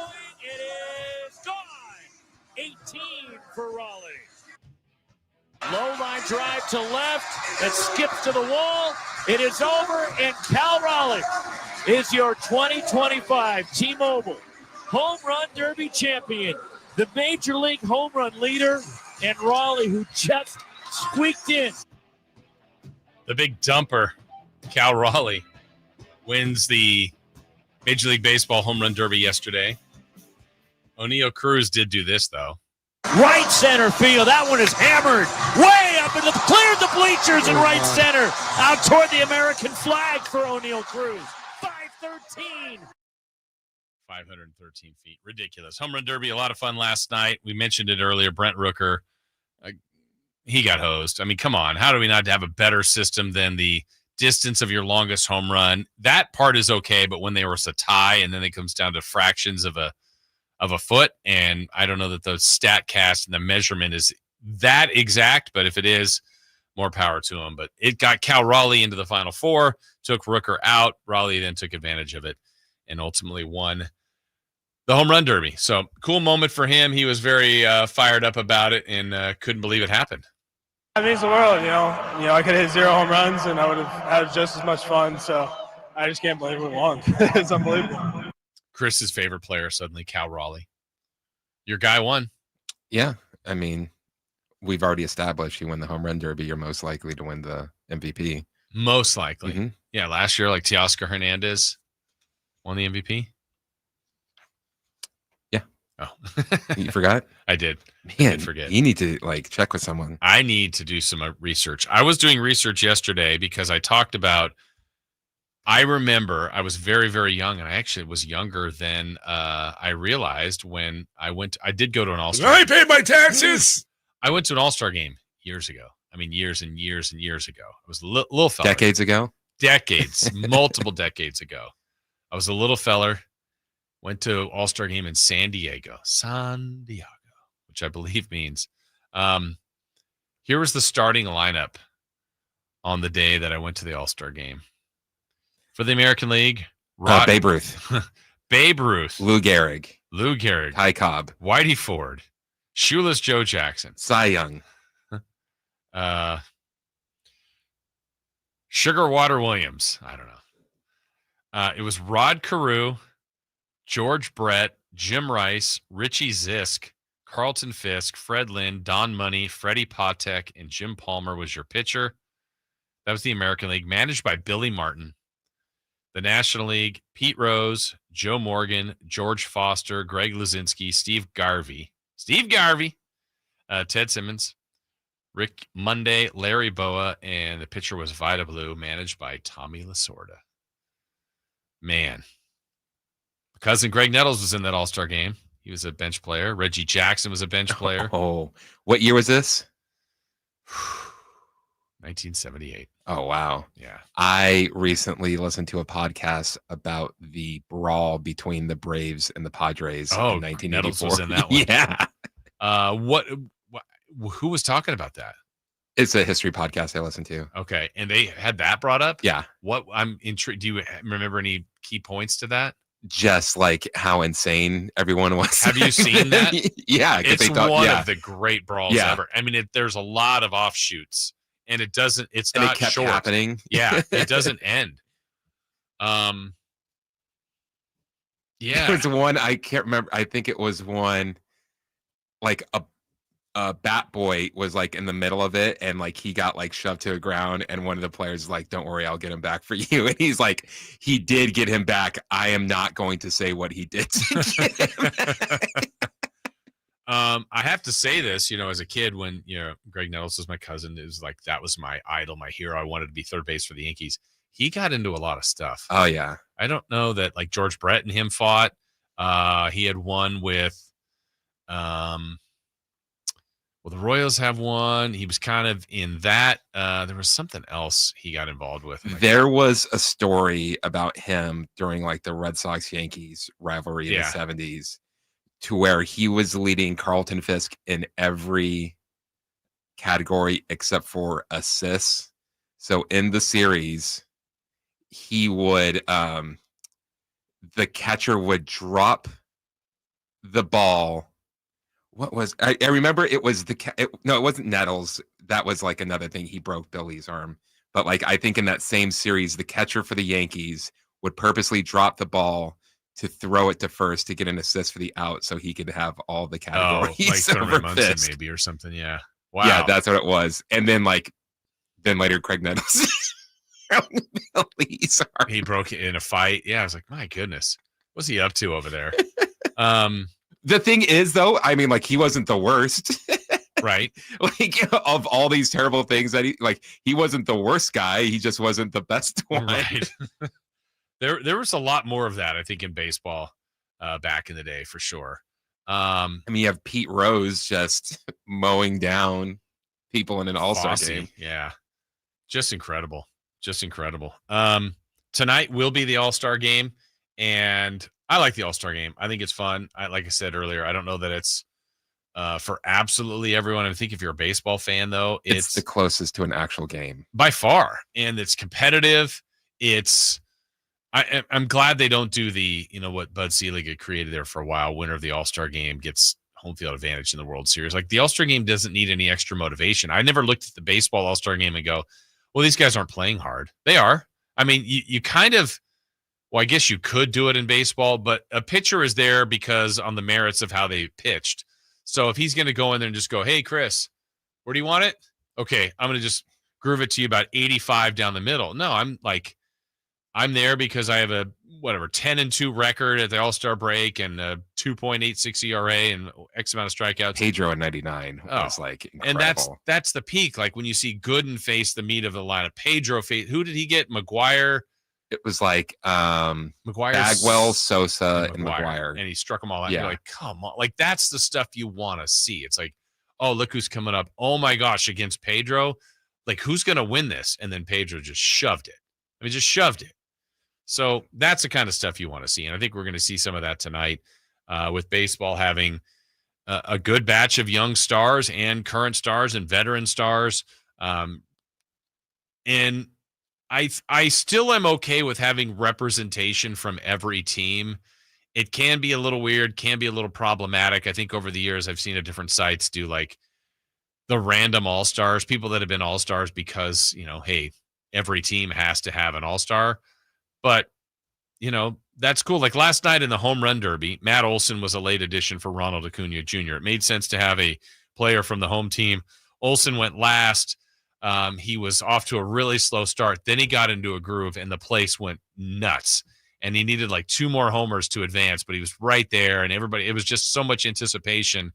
And I think like when you have that tonight, or in any All-Star game, when you have representation from the home team, that's really cool. So I'll enjoy it. Hopefully you enjoy it tonight if you get a chance to watch the Major League Baseball All-Star Game. All right, when we come back, the 8 o'clock hour, as promised, on Friday Friday after the show, had a chance to sit down and talk with Kings rookie Max Reno. So much to learn from him. A really great storyteller. I think you're going to really like this if you haven't heard it already. But your chance to learn a little bit more about the rookie, we'll do that next. The Sacktown Sports 1140 newsletter, right to your email. Get your latest on the Sacramento Kings, UC Davis, and Sac State with the Sacktown Sports 1140 newsletter. Visit sacktownsports.com to join. This is the story of the one. As a safety manager at a manufacturing plant, he does everything he can to keep his coworkers safe. From finding ways to reduce risks to keeping safety supplies in stock. And for that, he relies on Grainger. Grainger offers a broad range of quality products and next-day delivery, so he can always play it safe. Call 1-800-GRAINGER, click Grainger.com, or just stop by. Grainger, for the ones who get it done. Hey, it's Mike Rohn. If I have a choice, I like to do business with companies that actually stand for something. That's why I switched from Verizon to Pure Talk. No offense to Verizon, I'm sure they stand for something. I just don't know what it is. Pure Talk, on the other hand, is a veteran-owned company that supports our military in a big way, and I appreciate that. Yeah, I also appreciate unlimited talk and text and plenty of data for half the cost of the big guys, and I do like being on America's most dependable 5G network for just $20 a month. But what I really appreciate is no contract, no cancellation fees, and Pure Talk's commitment to handle all their customer service in this country. I saw it for myself. I went to Georgia. I got a tour of their headquarters. I met their CEO, and I talked to the same customer service folks that you'll talk to when you dial pound 250 and say keyword Mike Rowe. Switch today and save 50% off your first month when you dial pound 250 and say keyword Mike Rowe. Pure Talk, a wireless company that actually stands for something. The Hagen Oaks Cutting Edge Putter Fitting Studio offers you more technology, more choices, and more service. Hagen Oaks wants to be your go-to total golf game fitter. With $30,000 worth of state-of-the-art technology ready for your fitting, Hagen Oaks will help you make your best putting stroke while finding the best putter design, shape, hosel, length, and loft for your game. Schedule your fitting at the Hagen Oaks Player Performance Studio by calling 916-808-2531. That's 808-2531 for more. Hi, Sacramento. It's the No Surprise Guys at Bell Brothers Plumbing and Air Conditioning. Is your AC on the fritz? Call Bell Brothers. Looking to replace your old unit with a 0% financing and no payments for 12 months on approved credit? Call Bell Brothers. We're fast, reliable, and respect your time by showing up when we say we will. The price we quote is the price you pay. We are the No Surprise Guys. Call today to get a free estimate on a new HVAC system, or simply schedule your $87 AC Precision tune-up to keep your system running smoothly. With more technicians, more trucks, and more experience, we get the job done right the first time. No surprises. Our technicians are all background checked, drug tested, and will leave the work area cleaner than they found it. Don't wait. Call Bell Brothers today or book online at nosurpriseguys.com. That's nosurpriseguys.com.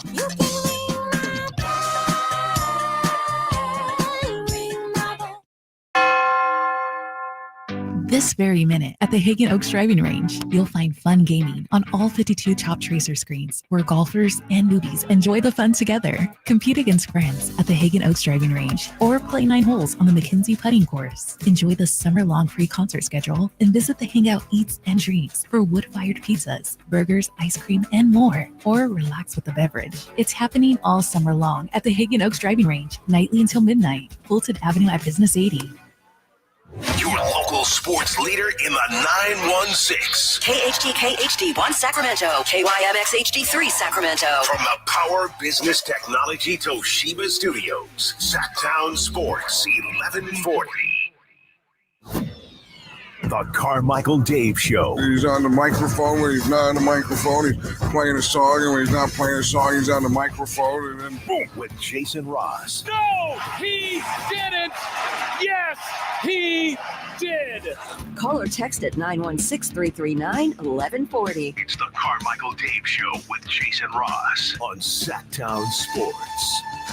All right, 8 o'clock hour is here. 1 hour from now, Mark Jones will join us from Las Vegas, the King's voice, also the voice of the NBA, called the game last night. We did not see Max Reno in the Kings win, but we have seen him twice so far.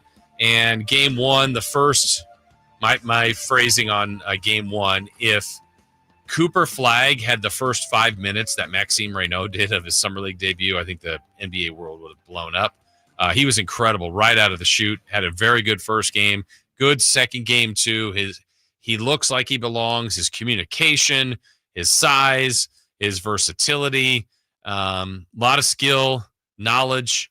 It's a good pick. Looks good so far. Like, you don't make all your final assessments, but first impressions have been good. Let's put it that way. Both rookies are experienced, smart guys, high IQ guys, contributing, and they look like they belong. And it was fun after that first game on Thursday. On Friday after the show, I was in Vegas, had a chance to sit down with the Kings, Max Reno, and hopefully you enjoy this conversation.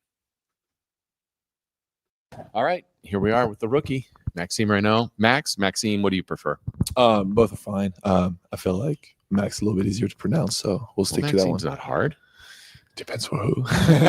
Does it get botched up sometimes? I think a little bit. I think my accent at times doesn't help either, but I think Max get around pretty easily. Okay, yeah. What's funny is today is I'm going to do air quotes an off day, but you just came from shooting, so yeah, no off days, huh? No, I mean, I think it's mostly treatment too, taking care of your body, staying off your legs. But as everything, like you always want to watch basketball anyway. I mean, our next opponents, the Bulls, are playing today, so hopefully watching that a little bit, and even before the coaches talk to us about it, like have an idea of like who they are. So if it is a day where you're going to get shots up, like just that term, what are we talking about? Like, what's the volume? What are you working on when you're getting shots up? I think you like to kind of recreate your game shots for the most parts. So you want to start close to the basket, working on your hook, little floaters. I feel like as a big, that's something you always need to work on. And then a couple spot up threes, a couple, running in, drags, that kind of stuff. And then working on some pick and pops, and obviously free throws. I think these are like the most important ones, the most common ones. And then if there are like special areas like you're trying to work on or like improve, then you can work on that, whether it is like, attacking a closeout, whether it is turning a drive into a post up, like you can do that. I mean, it's basketball, like it's infinite, right? Well, I want to kind of cover a few things before we get to your initiation now into the NBA, which is here and started. So let's go back to kind of where you got your love for basketball. I've seen different clips where you kind of started as a swimmer, transitioned into basketball. When did that love fully develop for you in basketball? So I think my mom always wanted me to do team sport. So she kind of put me into like a small basketball club just for me to, try it out while I was swimming. And then we don't really have AU teams or AU tournaments in France. It's more like regional selection than national selection. And so for the first time, I got called up at one of these camps, and I came back from the first day and I was like, wow, is this basketball? Because like, this is not the level I was used to play and how I used to play it. So I really fell in love with it that one day. And then I started going more and more, quit swimming, switched to basketball. And then once you start doing your first national teams and playing with really high level players, you kind of have this taste for, competition, winning, and naturally basketball. So that's kind of how it all came together. And then I really stuck with it, end of middle school, beginning of high school. And a couple years later, we're here. How were you as a swimmer? I was decent. Decent. I'm sure you're pretty good. Long stroke. Yeah. Mostly backstroke. Okay. Were you always big though when you started playing basketball? Were you the bigger kids, or were you did you grow early? Taller one. I don't know about bigger. I think I had to put on a couple of pounds when I got to Stanford. But always taller one. I think everybody in my family is tall. Naturally, I'm pretty tall too. So even today, like you don't have that many 7-footers in the NBA. A lot of 6'9", 6'10", 6'11" guys, but past 7 feet is still pretty rare. Who makes you feel small? Well, Victor, but that's kind of one of one, isn't it? Yeah. I mean, at 7'1", you can't. Are you 7'1" or 7? What do you say you are? Well, I got measured, I think, 7 3/4 without shoes. So, like, with shoes, 7'1", 7'2", whatever you want. Okay. Like Kevin Garnett, I remember. Was it Durant or Garnett? Like, would always say they're 6'11", even if they were 7. It's probably Durant, yeah. Okay. All right. Were you always a big? Did you have some guard skills? Because you can do a lot of different things. Where did you get that background of being kind of a inside, outside, versatile kind of player? Well, I think it's funny. I think a lot of people get confused and put people in boxes very early on. I do think at first you just play basketball. That's how you learn it. So, dribble, pass, shoot. Like these are like the 3 basic things you want to learn. And then you just have to like stick on working on the skills, and that allow you to do everything. I don't think putting people in boxes, especially at an early age, is a good idea because you just limit the skill set and limit development. So, you can see it even for guards. Like, I mean, Devin had a couple post-up yesterday. I had a couple like close-out threes and drives. So, each position can use the other skill set, if that makes any sense. So I just try to stick with it. And then eventually in my progression, that's how I played for the most part. So now it's useful, and that's what makes you a little bit different. Yeah. And I feel like everybody in the NBA has some of that at some extent. So, yeah. We're still getting to learn you and know you. It doesn't seem like you would do this, but you could always do that, too small gesture to basically anybody that's guarding you. Have you ever done that? In the competition and kind of the heat of the battle. I think you just hype up your teammate. I'm not really that demonstrative. I think you just hype your team up. That's what matters. Then obviously, as the game goes on, if someone want to talk trash to you, you'll definitely respond or even initiate it at times. I know a lot of guys get frustrated when you start calling their plays like over and over again and they don't get the shot they want to. So that's kind of funny. But at the end of the day, I mean, like the best trash talk ever is just if you're winning the game, scoreboard, the game, right? Yeah. So that's it.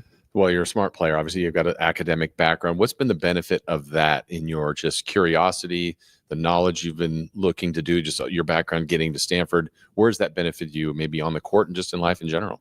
Well, I think you have a very academical approach of the game. Like you watch a lot of film. I think that's something that helps me a lot. And then, as we mentioned when we started, like the way you work, you're trying to reproduce the shots that you're going to have in games. So, being smart about how you work, being able to retain information. It's very, very fast paced. We play 4 games in 8 days, 6 days. So you need to be able to jump from one to another, learn the scouting report, learn the plays. So in that sense, I think it can help a lot. Why? So Stanford makes sense kind of in that academic background. Was that always the choice for you coming over here to go to Stanford, and why was Stanford the choice? I think Stanford was still like very surreal when you're a kid. I mean, coming from France, like all these schools like Stanford, Harvard, like all these, they have like a very big brand name, but you kind of feel like we'll never get there anyway. But then as I got closer, my senior year of high school, that's when it became a little bit more real. And I think if you wanted to do both, I mean, academics and basketball, it was an amazing place to do so.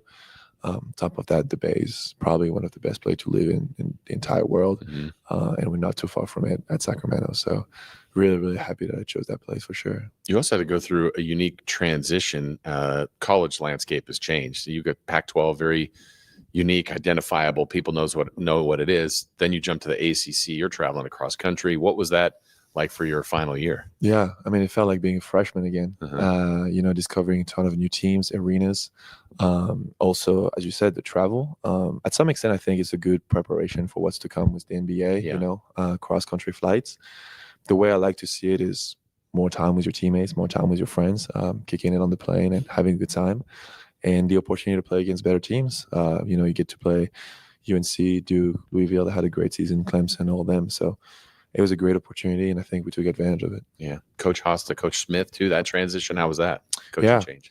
Very different. I think Coach Haas was very like parental figure. I mean, his whole coaching staff, David Birkin as well, in particular, Mike Chapman, Adam Cohen, Brandon Dunson. I mean, I can't name them all, but I think these guys really helped me transition from being a little Parisian kid to the American lifestyle, and they helped me a ton. And then I think Coach Smith really took this base that was ready and kind of made it like a final, polished product, if I can say, and allowed me to perform at my best for my last season. So I think there was good in both. And once again, it allows you and prepares you to change coaching staff once again when you go to the league. So it was a great experience with both. Yeah. Coach Smith told me he was talking about you, and he's high praise for you. He loves you. He's so excited about your future. But he said one of the things he was telling you is like he needed you on the floor. Didn't want you to go get shots sometimes. And said, I got to keep him on. Don't want to give him foul trouble. But by the end, you were getting a few more block shots and just, with your height and your nature of play. How was that as kind of being coached that way to say, look, you're too valuable. Try not to be too aggressive defensively, at least play that smartly. You just follow the game plan. I mean, it's very simple. I do think the biggest thing, as you mentioned, was don't get in foul trouble and keep rebounding. I think that was the two things we really needed. And eventually I also started working with James Reed, like outside of the Stanford staff, who showed me a lot of clips of, top players blocking shots, myself. How do I time? How do I move my feet? How do I, commit fully? And that helped me a lot. I think it's like anything, it's a skill. You need to be taught this skill and you need to work on it. And I think it was actually good news that I was able to, improve and do it at that level. And at the same time, like I was still able to rebound for the team, not get in foul trouble. You always have to find this fine balance, but always get back to what you're good at. So then we go to draft night. I mean, this is a once in a lifetime thing. That's only going to happen once for you. It's very few of you ever get drafted. I can't imagine what that was like. Day one, hoping to hear your name. Then day two, hearing your name. Emotions of all of that, being around friends, family, and anticipating hearing your name called. Yeah. I mean, you always have that little pinch every time you see like someone going up the stage and, calling a name. It's very funny because it's actually a very mixed feelings. It feels surreal, but at the same time, it literally don't feel real. And it takes a couple of days to get used to it. I was telling the coaches, once I got a sack the first day and I got some shots up, it felt like it was a pre-draft workout and I was going to fly out the next day. But it's only by, staying there, sticking around for a couple of days and wearing sack gears days after days. Even yesterday at the game, it was like, okay, like now we're really here. And yeah, it definitely takes some time to finally settle in and realize what's going on. But this one feeling, I think it's a lot of, confirmation for all the work you've put in, and also the opportunity for you to start a new journey and double down on the work, actually. So it's unreal feeling, as you said, yeah. On the timeline of it, we're watching the draft, right, as fans or people that are working in the league, and then you see your name get selected. How soon did you know you were picked? Like, do you know when your name is said then, or do you get a call first? No, you get a call. I think it's pretty much the same thing for everybody. Like teams try to call you. You kind of say yes or no, depending on like if the fit is right. And then a couple of pick after that, they pick you. Yeah. So Sac was a good fit for you. Why is that? Yeah. Well, I think first of all, I really love to see Domas play. No, I think they were a good fit in the sense that, like, I think they trust me and Nique, the two rookies. I mean, we saw that during Summer League. I do think they have a lot of good vets, like Nique, Zach, DeMar, all them. And at the same time, like, I feel like we're kind of like ready to play. I mean, I'm 23 years old and yet I'm the youngest on the team. So I think it's a really interesting spot to be in. A lot of experience in the staff. I mean, Scott Perry being the GM, he's been around for many, many, many years. Won a title with Detroit. Like DC, like the head coach too, was an assistant coach for a little bit. Now the head coach played for SAC as well. So no, I think it's an amazing organization, and really, really happy to be there. Yeah, and even more faith in you seemingly right after the quick trade of Valanciunas. I mean, there's another big that could take up some minutes. I think there's some opportunities here for you, to believe. Yeah, for sure. I mean, I think I'm just still a rookie. I think for now it's like, being able to get up to the level, being able to add something to the team, whether that means you play, whether that means you really work out hard, you like help on the bench, whatever. I think it's finding your spot, understanding your role, understanding how the team works. It's still a summer league squad for now. We don't have the full, roster yet, but I think it's going to be an interesting process. I'm really excited for it. You mentioned Nique. Do you feel a special bond with him too? I mean, you guys are all going through the same combines and workouts and whatnot, but you're connected now. It's drafted to Sacramento. You guys have played well and showed well in your press conference. Do you feel like a special bond with him? Yeah. It's funny. The first time we met actually was during the Phoenix pre-draft workout. We were in the tubs together after the workout and just started talking for like a good 30, 40 minutes. So I think we knocked it off pretty well. Went to dinner with his parents, my parents as well, and in the front office a couple times. So got to know him a little bit better. I think is like the two guys that they drafted, it's kind of easier to bound over that. And then, yeah, as you said, like we're both really excited to play. I think we both had a pretty good debut in the summer league. And I really hope like the best for the both of us. I think he has a bright future ahead of him. Hopefully I can do the same. And yeah, just trying to add as much as possible to the group together. And that's what's super exciting. Yeah. Well, your debut was impressive. And I love your opinion on it because, I mean, right hand moves, left hand moves, moving in and out. I know you talked about speed would be an adjustment, but you look pretty comfortable to me. How do you evaluate your first summer league game?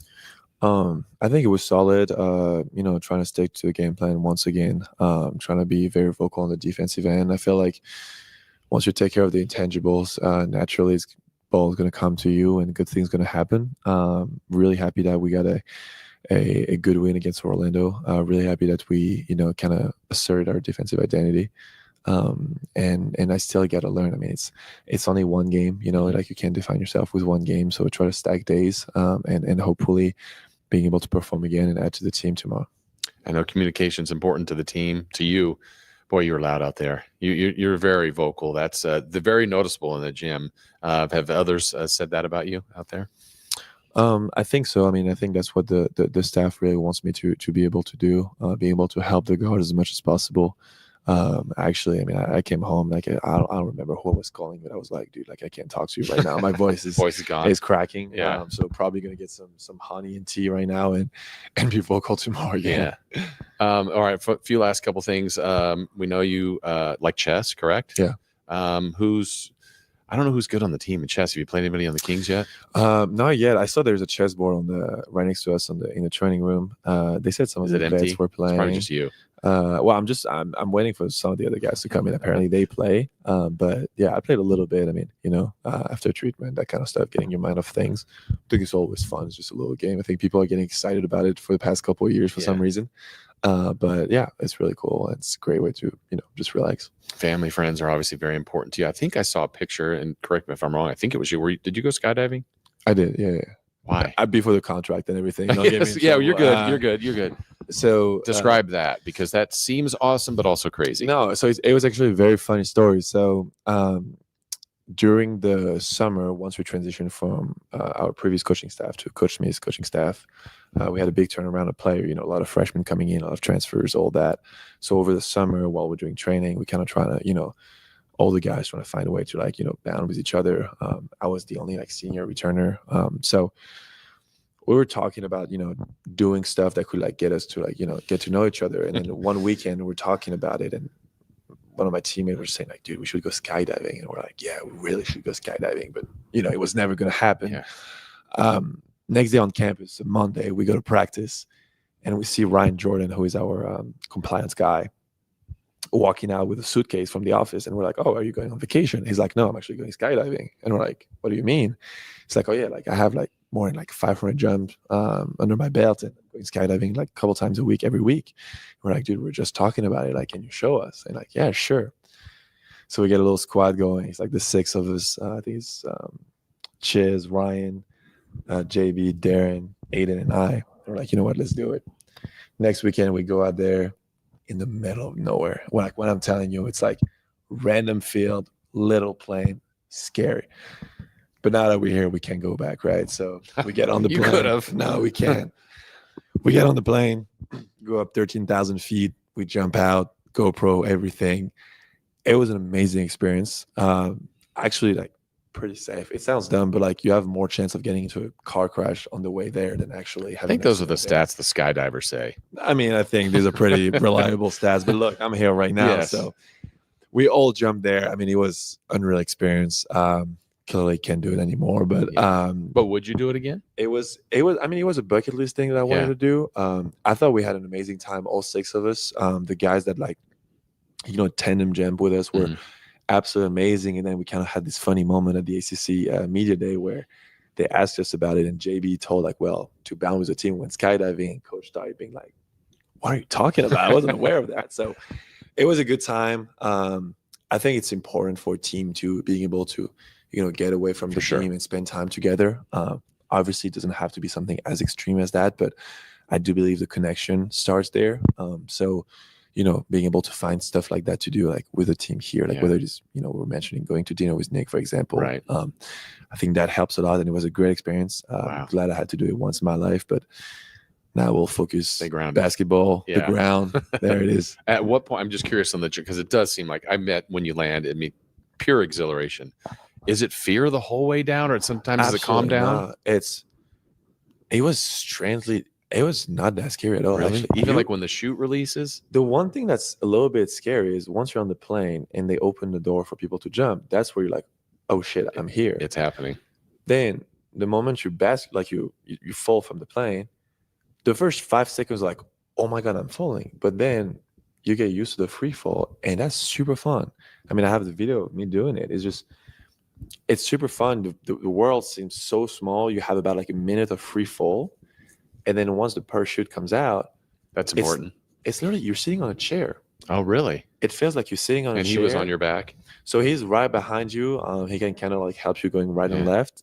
Feels like you're sitting on a chair. You go around, you look left and right. And then as you like go to land, you just slide back a little bit, lift your legs, and you just, land on your butt. And it's actually really, really fun. That's cool. I mean, I'm more scared of roller coaster than I am of skydiving, I believe. So, but yeah, it was a good experience. I mean, good for you. If you want to do it, do it. I'm not responsible, but you are endorsing it, but you're doing this at your own risk. Exactly. All right, a couple of things, other hobbies, the other things that Kings fans would want to know about you. TV shows, movies, food, those kind of things. Well, food. I mean, love any kind of food. Big Italian and Asian food guy. I mean, do you cook? Sushi recommendation. Oh, I mean, I will definitely cook. I mean, I got myself an apartment. It got approved. Let's go. We're just making progress here. Yep. I'll try to get to cooking a little bit for sure. I think we have great chef at the facilities as well, but love to explore any kind of food. I do believe I'm very social, love to being with friends. I mean, the experience we had at the baseball game the other day was really fun, being able to see Andrei Stojakovic too, actually, that was there, Paige's son. And no, I mean, we mentioned chess overall. I think I'm a very curious guy. We'll get into, breeding, visiting museum, that kind of stuff. Awesome. I think wherever there's culture, there's new things to discover. Yeah. So, that's awesome. Well, Kings fans, I know, are very excited about you already. We're excited to see your growth. Thank you for joining us. Enjoy Summer League, and we can't wait to see you. I know you want to light the beam. That's going to happen at some point. That's going to be fun, isn't it? Yeah, no, absolutely. Well, thank you for having me. Yeah, thank you, Max. There it is. There it is. With Maxime Reno. A conversation there with Maxime Reno that we hopefully you enjoyed. I mean, I enjoyed it. I think he's a really easy conversation. He's someone that is very likable. As you can tell, he's sharp, he's bright, adventurous. And look, we're as Kings fans, you want to see what he's going to look like on the court. You want to like him too. I think he's very likable. But so far, so good, right? We didn't see him play last night, but the first 2 games, he looks the part. He looks comfortable. He likes Sabonis. He likes the fit. The Kings wanted him. He wants to be here. I mean, those are the kind of things that you don't always find, but the Kings found. So there's a need. They need his size. They need some of his abilities. I don't know if he's best as a 5, as a 4 in this positionless day, but he is someone I hope that will play some with Sabonis, that can fill in for Sabonis, and has, I think, a bright future. He's going to have to develop and continue to get better. But look, I think it was kind of crafted a little bit for him to get to Sacramento. That's an area he wanted to be. They wanted him. And once you kind of get past that first round, that second round is a lot of time about, agents and finding fits for players and teams. And this one so far looks like a pretty happy connection and pairing between the Kings and Max Reno. So again, I truly had a pleasure talking to him. I hope you enjoyed that interview that we had been kind of hanging on to for a day or two. But now you had a chance to hear it and watch him there in person. So, again, hopefully you enjoyed that. If you ever miss anything from any of our shows, whether it's our show, Alan Stiles, the Drive Guys in the afternoon, you can always go back to Sacktown Sports, our YouTube page, our website. Our shows are podcast. You can listen to anything you want at any time. And while you're there on our YouTube page, like, subscribe, hit that thumbs up button. Thank you very much for all of that. All right, more on last night's game specifically, even maybe the best performance yet in this 3-0 Summer League. We will get some audio reaction from that. We'll hear from Summer League coach Depeche Mystery. We also will hear some reaction from more of the players that played last night in an absolute dominant performance by the Kings. We've got that coming your way next. Visit SacktownSports.com and join the Sacktown Sports 1140 newsletter. Are you thinking about buying a new car? Well, maybe you're on the fence. Let me help you out. Kyle Draper here from Mercedes-Benz of Stockton. From the first time I stepped into the MP of Stockton showroom, I knew I made the right choice. I settled on the all-electric EQS SUV. It's comfortable, stylish, and most importantly, it's safe. Mercedes-Benz has the reputation of making the finest cars in the world. Now it's your turn to experience what I already know. Mercedes-Benz of Stockton is the best car buying experience you'll ever have. It's just a short drive down I-5 or anytime at mbofstockton.com. Get ready for a night out with Jordan Davis. It's Country in the Park 2, Saturday, September 13th at Cal Expo. Along with the special guests Mitchell Tenpenny, Locash, Vincent Mason, and Avriana. Make it a family day out with food trucks, games, dancing, and more. Saturday, September 13th at Cal Expo. Sponsored by Trex Racing Canes, Chicken Fingers, and Naturewood Home Furnishings. Tickets at catpfest.com. It's peak summertime for Sacramento Rivercats baseball with 9 home games in 10 days. Join us at Sutter Health Park July 18th through July 27th. Bring the whole family for exciting baseball, affordable tickets, and nonstop fun. Get your tickets at rivercats.com. At Kids Care Dental and Orthodontics, we're all about summer smiles. During July, we're having our Summer Smiles special with $300 off braces or Invisalign with no money down if you start treatment in July. And you'll have a chance to win Legoland tickets. Go to kidscaredental.com for more information. Around here, the summer can smack you silly, especially if your AC is not functioning at a high level. Whitey Gleason here. I had the opposite problem over the winter. System went down. It was panic time, but Lee's Air Plumbing and Heating saved the day. Let them save you from unnecessary summer misery. Lee's Air Plumbing and Heating, reliable, trustworthy. They do great work. They've won awards for their service. Check the reviews at leesair.com. Find out about their $99 HVAC tune-up service. Save your summer now. Lee's Air Plumbing and Heating on the web at leesair.com. License number 635355. Power Business Technology is proud to be a 100% independent, locally owned and managed Toshiba copier dealer. Local ownership cuts out the red tape, allowing ourselves to never be too busy to personally answer the call when our clients need us. Recognized for excellence in service execution, training, and customer service, we're proud to be named a Toshiba ProMasters Elite Dealer since 2021. Contact us today for all of your business printing needs at 844-POWER-BZ. That's 844-769-3729. Or visit us at powercopiers.com. What's up? We're talking to Chad Hobbit, a Hobbit Dodge Chrysler Jeep Ram in Woodland. What's happening for the Hobbit Employee Pricing Plus sales event? We're going all in on Ram this month with not just employee pricing, but huge emphasis on the plus you can only get at Hobbit. Right now, save up to $16,000 off MSRP on new 2025 Ram 1500 crew cabs. What about those hard-to-find Ram heavy duties? If you're looking for something bigger, save up to $13,500 off MSRP on the hard-to-find brand new 2025 heavy-duty Ram 2500s and 3500s, with 500 new Rams available. Search, select, and save through our whole inventory at HoblettDodge.com. Nobody beats Hoblet. Period. 16,000 total net savings on select new 2025 Ram 1500 Bighorn after 6,500 factory rebates and 9,500 dealer discounts. Rebates may include 2,500 SFS bonus cash. Must finance with Stellantis. 1,000 trade-in assist with eligible trade-in. 500 on-the-job upfit. Must show eligible upfit. 13,500 total net savings on select new 2025 Ram 2500 Limited after 4,000 factory rebates and 9,500 dealer discounts. Rebates may include 2,500 select inventory bonus cash and 500 on-the-job upfit. Must show eligible upfit. At least 5 at each net savings. Employee pricing included in dealer discounts. See dealer for details. Buckle up, racing fans! Adrenaline is back in full blast on July 19th. It's chaos, carnage, and crazy fun with Pro Trailer Racing and more at the Stockton 99 Speedway on July 19th. Don't miss the madness. Tickets starting at just $15. Get yours today at Stockton99.com.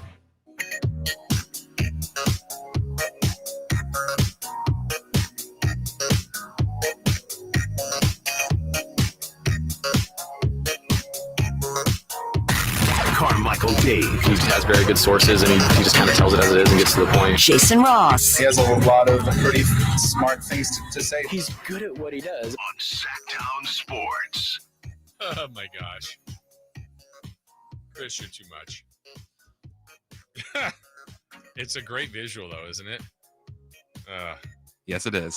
By the I'm way, laughing just thinking about it. I know. You told me during the break you saw the movie Superman. Thoughts? It's good. Good. I hate how, like, when you're talking about movies now, it needs to be, if it's not the greatest movie of all time, it's the worst movie of all time. But it's a fun movie. Somewhere in between. Yeah. Not the best movie you've ever seen. You would recommend it, though. Yes. Okay. That to me is enough. Like it was so nice going to see a superhero movie and not being like, oh, well, you need to see the third season of this show, of this episode, so you can really understand why this person is here at the time. I can't remember. There was some movie, and I'm not going to remember, but that was like at the theater, and then something happened that seemed pretty just innocuous, just irrelevant to the movie, and like the way the crowd reacted, I'm like, I'm out of the loop. What does this mean? Who is this character? What? And everybody went nuts, and you're like, I don't know. Well, I don't know what this means, but that's okay. Superman. So yeah, you give it a pretty good thumbs up. Thumbs up.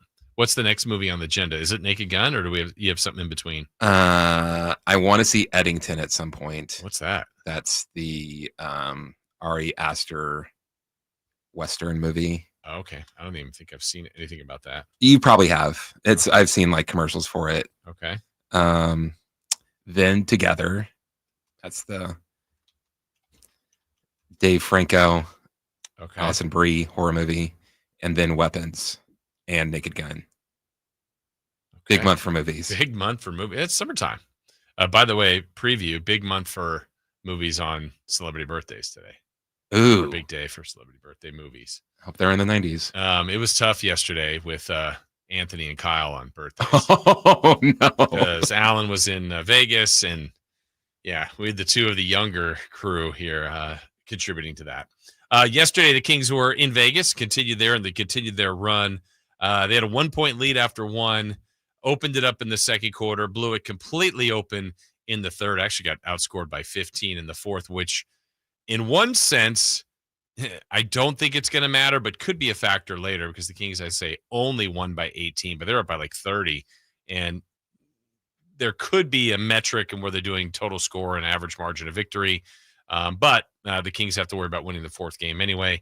But as far as Sacramento goes yesterday, so many good things to like in the performance.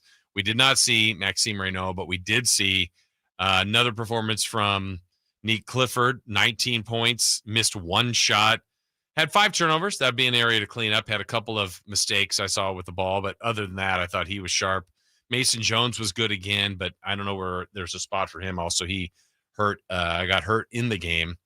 Isaac Jones, I've talked about him, 11-8. He's a guy that needs others to help him get going.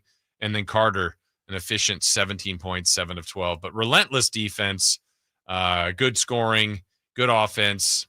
A lot to like from the Kings yesterday, including post-game reaction here. Let's hear from the Summer League coach, Depeche Mystery, about the Kings' performance. What do you feel like went well for you guys tonight? I thought the team is gelling. All right, 3-0, obviously. What do you feel like went well for you guys tonight? I thought the team is gelling. They're connected very high right now, and they're committing to the identity. And when that happens, good things happen. Obviously, identity, defense, what you've been harping on. You got to go back and watch, but do you have a feel for, percentage that you felt like you were accomplishing that? I think it was around 70-75%. Make them feel you. They communicated, they competed. That's all I can ask for, and that's what they've been doing. It's great. You can see it. And seeing it successfully transfer over to the offensive end as well there. Yeah, our defense will create our offense. That's what I keep telling them. So they put the focus on defense tonight, and you see it. Sure. And then Nique off to a hot start there. Was there anything specific coming into this game that you feel like led to that, or just seeing him be aggressive? I think he's just getting more comfortable out there. He's knowing how to pick his spots, and he's doing a great job just being aggressive. How were things today without Max? It was good. It was. Obviously we missed Max. He's a big part of the team, right? But the next man's up. He's ready to go. And all of them contributed tonight. And you see him still being vocal even over there on the bench. Your whole team's vocal, really.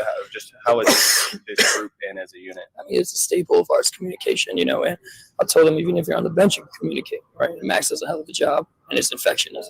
Everybody on the bench starts communicating just because one guy's communicating. You're kind of able to go deeper on the bench today. We haven't been able to see a lot of those guys. How do you kind of feel like those guys were able to do today? And then is there anyone you kind of haven't been able to see that you kind of want to give a shout out to? No, I thought they all did well. Even though they didn't play in the last couple of games, they've been working hard at practice and with the low minute stuff that we've been doing to keep them in shape. The Boncho Daniel played outstanding today. I thought Isaac came in and defended the ball and caused some havoc and dove on the loose ball. I really enjoyed all of that. What have you thought of Isaac's ball pressure and what you've seen? Guy had 10 steals at a G League game last year. Yeah, it's right away out there. It is hard to bring up the ball against him, and that's why I put him in, and he did it. It was incredible. And on that defensive identity, Dylan plays really well into that. How have you seen him anchor you guys down there? He just has no fear, and he's communicating well, and then he'll challenge shots at the rim, and guards can pressure up knowing that he's back there. And then on Max, just last thing, it seemed like it was something that happened yesterday. No sort of long-term concern there from your understanding. Yeah, I'm not sure. You're good. That's medical. You got your eyes on the championship at this point? I'm just next game. The championship will take care of itself, and we just continue playing towards our identity. Cool.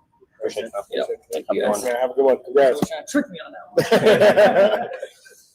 All right, there's a few moments with Depeche Mystery. The Kings are in position now here, Summer League wise, at 3-0. There's a few other teams that are, if you look at the standings for what it's worth in the Summer League, Charlotte, Sacramento, the Clippers, Spurs, and Hawks all 3-0. That point differential margin. Right now, the Raptors are 1. The Raptors have only played 2 games, so we'll keep our eye on them. But the 3-0 teams, it's the Spurs followed by the Kings.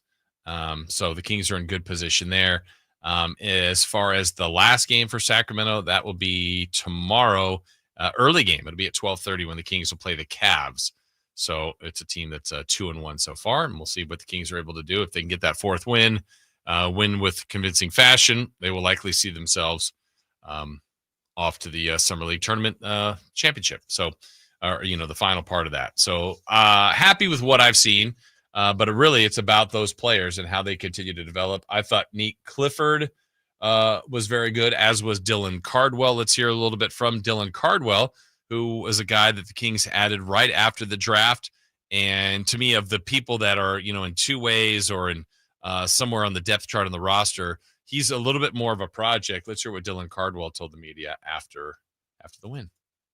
3-0 out here. What do you feel like has been working for you guys with this defensive identity? Yeah, first and foremost, all glory to my Lord and Savior Jesus Christ. Coach Dip does a great job of just reminding us of our identity every single game, every single day, every single practice. And, we have a saying called MTFU, make them feel us. And we're trying to get that every single game, every single possession, and make people uncomfortable. How much do you like hearing that being the identity? It feels like it plays right into your strengths. I love it. My identity is rebounding, energy, and defense. And so I feel like we're on the right team at the right time. So I'm really excited just to continue to make the other teams feel us. How do you feel like you've been doing self-evaluation of just your experience so far? I've been having fun. Just playing my role, being a glue guy, being a great teammate, and, cleaning up the defensive end. So I've been having a great time. Absolutely. Do you notice a difference in competition level? Not really, just the pace of play. I was blessed to play in the Final Four. I was blessed to play, like 1,000 great athletes in college basketball in the last 5 years. I don't really see a difference in play yet as far as just players, because I've played first-round drafts. I've played everyone pretty much, but the pace of play is definitely different. For sure. And how do you feel like that? It feels like that could play into your game a little bit as well. Yeah, most definitely playing faster. Plays into it, just running, no plays. And then Nique does a great job of finding me, and decided to just continue to play with him. Yeah, Nique today, you see that playmaking a little bit. What's it like having a guy out there that size? Yeah, it's crazy. It's like a Swiss Army knife. Like I came in, I was like, I don't know what he does. He just said everything great. I feel bad for him. Scott was no real weakness on offense, especially with defensive guards as well. So I really love playing with a great player. Sure. And then Max, obviously, you guys are the same Max spot. is different. Max is a different breed. I love playing with Max. Like his touch is incredible. It's just insane and crazy. He's also a great teammate. So it'll be a great rookie class. So we're all brothers. For sure. You guys kind of turned up in the second quarter there. What kind of flip? Nothing really. I think Coach Dips got into us about just, like I said, making them feel us. We want to make our team uncomfortable, and that's kind of our job and our MO the rest of the year. You played against Malawak, I think, in college as well. How has he kind of changed since the last time you saw him? I think you played him pretty early. Yeah, he's way more aggressive. Duke, he's a shot blocker, rebounder, lob threat. But I like to see him put the ball on the floor. He's shooting more. He's taking more shots, so it's real cool to see. All right. So that was Brendan Nunes, Chris Watkins down there covering the Summer League for us here. And good questions with Dylan Cardwell. When we come back, we've got more to get to, including what's hot, what's not. And we're going to hear from Nique Clifford, the Kings rookie who continues to impress each and every game. We'll let you hear his post-game reaction. Mark Jones joins us at the top of the hour. Celebrity birthdays and crosstalk with Alan Stiles, all when we wrap it up in our final hour. More show straight ahead right here on Sacktown Sports. You never know what you might hear when listening to a Sacramento Kings game. Out of Keegan, going for another triple. Man, is he feeling it. Keegan, can he do it? Yes, there's number 11, Keegan Murray. Keegan steps back.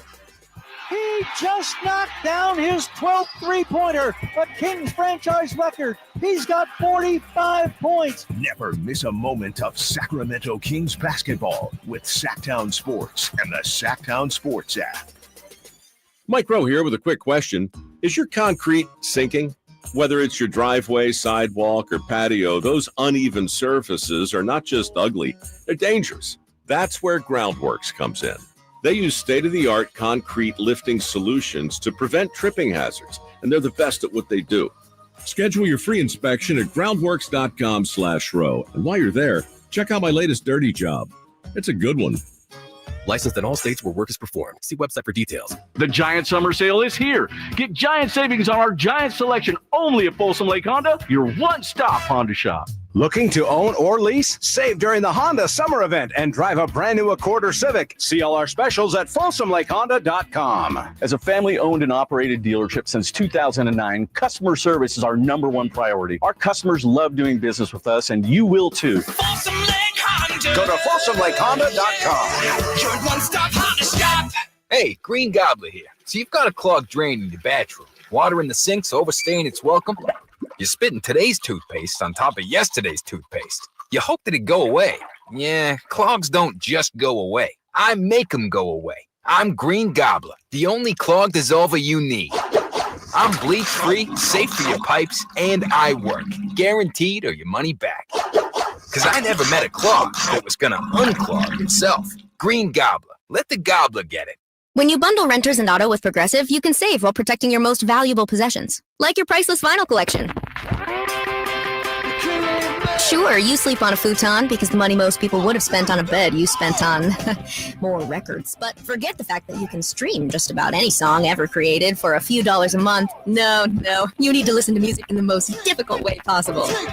So go ahead and get Progressive so you can save while protecting the things that matter to you. Progressive Casualty Insurance Company and affiliates and other insurers. Not available in all states or situations. Alan Stiles here with your Sacktown Sports Injury Update, brought to you by Downtown LA Law Group. Ken Waldachuk out with that left elbow sprain. We'll have another AAA Las Vegas rehab coming up, and his expected return is mid-July. Jose Leclerc, out with that right lat strain, is expected to return in the second half as he is playing catch 3 times a week, even though the A's expect a long recovery process. That was your Sacktown Sports Injury Update, brought to you by Downtown LA Law Group. It's Alan Stiles here. You injured at work? Call Downtown. DTLA Law Group, California's leading injury law firm. With over 40 lawyers throughout California, they have won over $500 million in settlements. DTLA Law Group will get you compensation for your work injury. You don't pay unless they win. That's right. You pay zero up front. Call Downtown. Text injury help to 40222. That's injury help to 40222. Visit them at calldowntown.com. When you're hiring, have you ever felt like you're missing out on meeting great candidates? Well, they're not hard to find when you go to ZipRecruiter. ZipRecruiter helps 10 million people with their job search every day. People who are actively looking for jobs like yours. So it's easy to find the right person fast. 4 out of 5 employers who post on ZipRecruiter get a quality candidate within the first day. Try ZipRecruiter for free at ZipRecruiter.com/free. That's ZipRecruiter.com/free. If you love to travel, Capital One has a rewards credit card that's perfect for you. With the Capital One Venture X card, you earn unlimited double miles on everything you buy. Plus, you get premium benefits at a collection of luxury hotels when you book on Capital One Travel. And with Venture X, you get access to over 1,000 airport lounges worldwide. Open up a world of travel possibilities with the Capital One Venture X card. What's in your wallet? Terms apply. Lounge access is subject to change. See CapitalOne.com for details. What's hot and what's not. Brought to you by American Energy Heat and Air, making the uncomfortable comfortable. Head to AmericanEnergyAir.com to find out more. What's hot? Yeah, hot. Real hot. And what's not? It's not good. Brought to you by American Energy Heating and Air, Sacramento's complete heating and cooling company, and second opinion partner. Okie Christopher Laud, it is this time for you to shine here with us in telling us who or what is hot. Nique Clifford. He is hot. And this is courtesy of Frankie Cardicelli. Hey, Frankie! In his 3 Summer League games, he is averaging 18.3 points, 6.3 rebounds, 3.7 assists, 2 steals. He's also shooting 60% from the field, and this must be a typo, 70% from the three-point line. Get the guy the ball. All in about 25 minutes. That is production. We'll go Nique Clifford. I'm looking forward already to Kings Rewind year 2. What you're going to do with our rookies, Nique Clifford and Maxime Reno. I think you have an idea with Maxime. I have a rough idea. I'm not sure about Nique Clifford yet, though, so I'm anxious to see what you're going to do. And I like him a lot. I like watching him play. I like him a lot. All right, who's not? The Yankees. Come on. They ended the first half on a 2-game losing streak. That's They've 2. only won 6 out of their last 15 games, and they only lead the Red Sox by a game in the AL East. Yeah, but Boston won 10 in a row. I count wins. Don't count losses. I want winners. Haven't had to count much. Dang it. There was nothing else? It's slow sports day. Slow news day. You know what I mean? All right. I'll let you have that one. I'll let you. The Yankees losing is also courtesy of Frankie Cardicelli.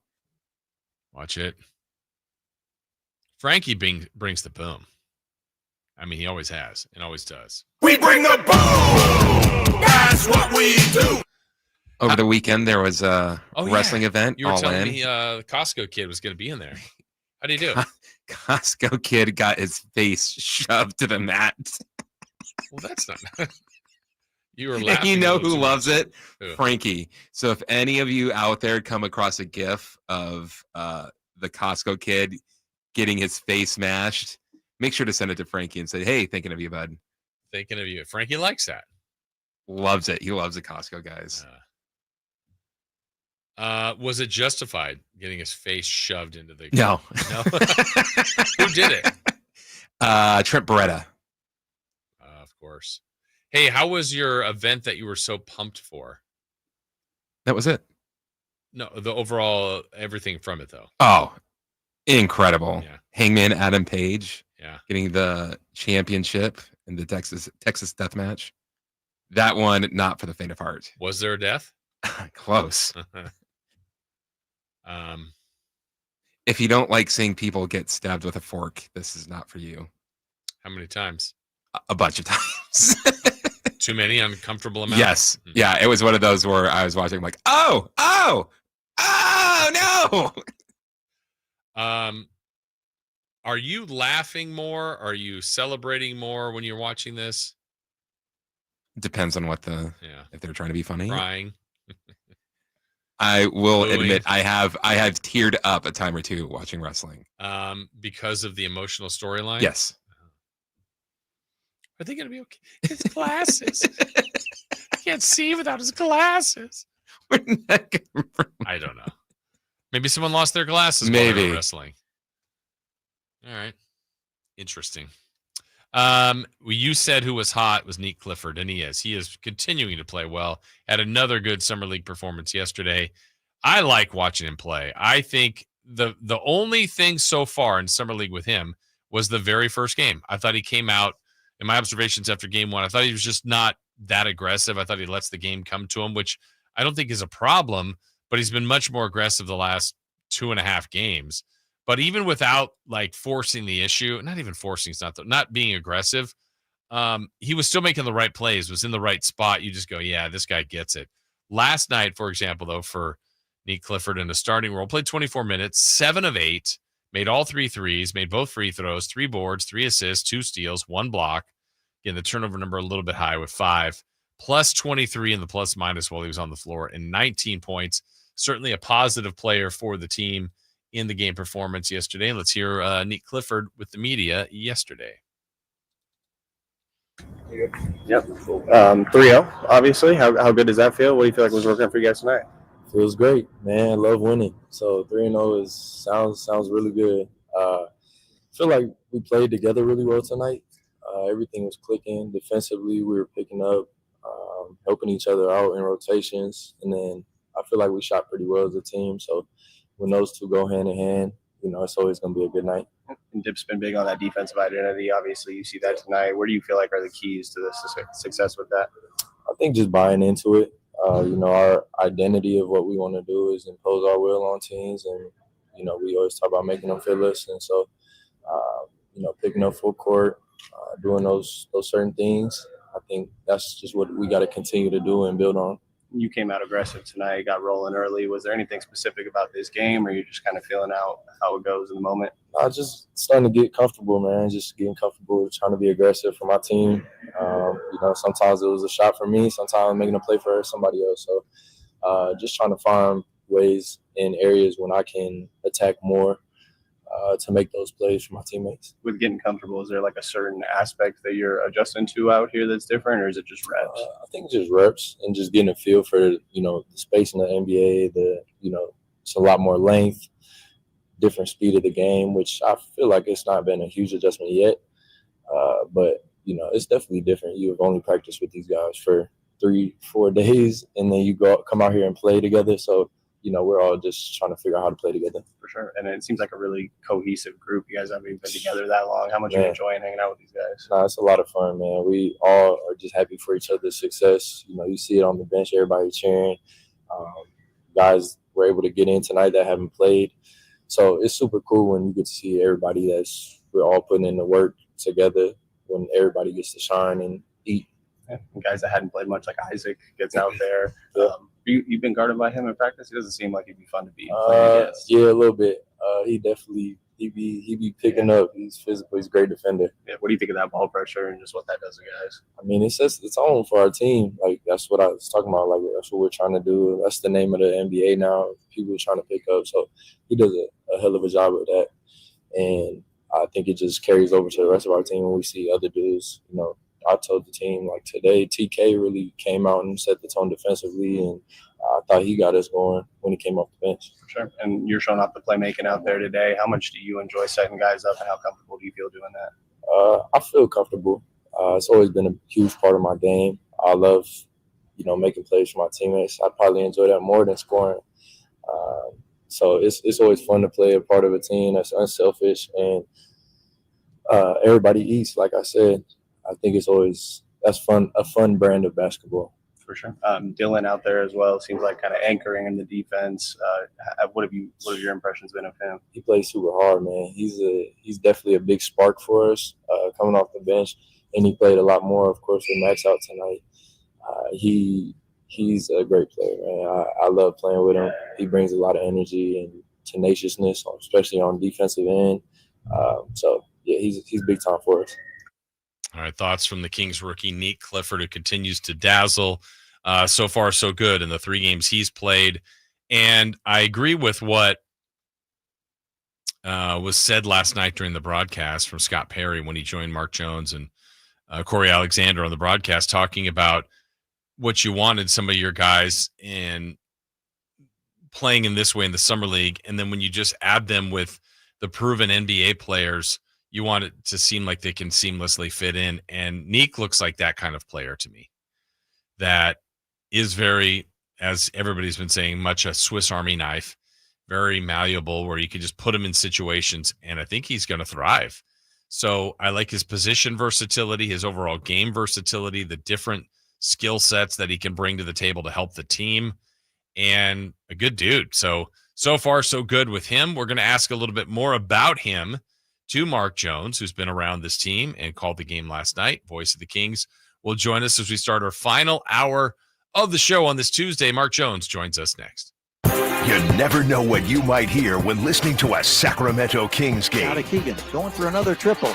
Man, is he feeling it. Keegan, can he do it? Yes, there's number 11, Keegan Murray. Keegan steps back. He just knocked down his 12th three-pointer, a Kings franchise record. He's got 45 points. Never miss a moment of Sacramento Kings basketball with Sacktown Sports and the Sacktown Sports app. This is the story of the one. As a safety manager at a manufacturing plant, he does everything he can to keep his coworkers safe. From finding ways to reduce risks to keeping safety supplies in stock. And for that, he relies on Grainger. Grainger offers a broad range of quality products and next-day delivery, so he can always play it safe. Call 1-800-GRAINGER, click Grainger.com, or just stop by. Grainger, for the ones who get it done. People are coming from all over to Sacramento Chrysler Dodge Jeep Ram, from Folsom, Elk Grove, Woodland, Roseville, because they've seen for themselves the huge selection and the best prices at SacSuperstore.com. Good luck finding a lower price anywhere else. And if you do, they'll match it. It's as simple as that. Sacramento Chrysler Dodge Jeep Ram, where a handshake still means something. Open until 10 o'clock and centrally located right across from Hagen Oaks Golf Course. And online at SacSuperstore.com. The guaranteed lowest price and the best selection of Dodge, Chrysler, Jeeps, and Rams. SacSuperstore.com. Get ready for a night out with Jordan Davis. It's Country in the Park 2, Saturday, September 13th at Cal Expo. Along with the special guests Mitchell Tenpenny, Locash, Vincent Mason, and Averyana. Make it a family day out with food trucks, games, dancing, and more. Saturday, September 13th at Cal Expo. Sponsored by Trex Racing Canes, Chicken Fingers, and Naturewood Home Furnishings. Tickets at catpfest.com. The Hagen Oaks Cutting Edge Putter Fitting Studio offers you more technology, more choices, and more service. Hagen Oaks wants to be your go-to total golf game fitter. With $30,000 worth of state-of-the-art technology ready for your fitting, Hagen Oaks will help you make your best putting stroke while finding the best putter design, shape, hosel, length, and loft for your game. Schedule your fitting at the Hagen Oaks Player Performance Studio by calling 916-808-2531. That's 808-2531 for more. Did you know about 1/3 of our lives are spent sleeping? Hi, this is Franklin Rosa with a word about Naturewood Home Furnishings. If we're going to spend that much time in our bedrooms, then our bedrooms ought to reflect our personalities.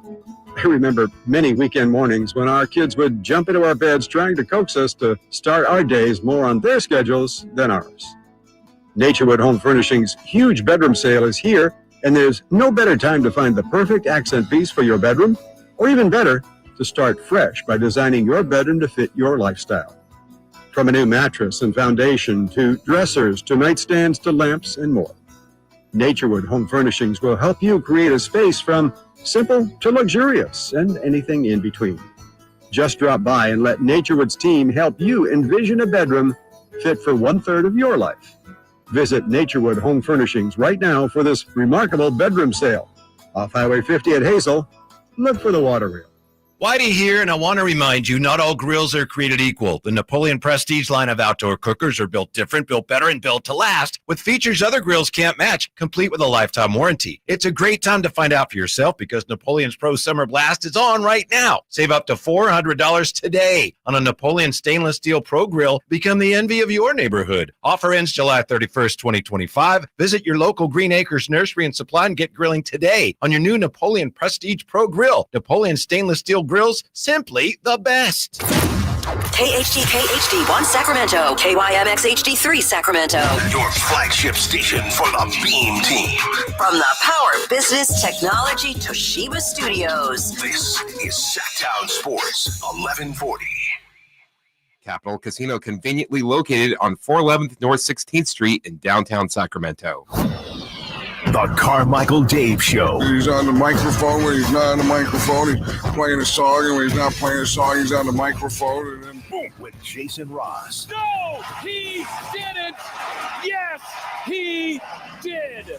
Call or text at 916-339-1140. It's the Carmichael Dave Show with Jason Ross on Sacktown Sports.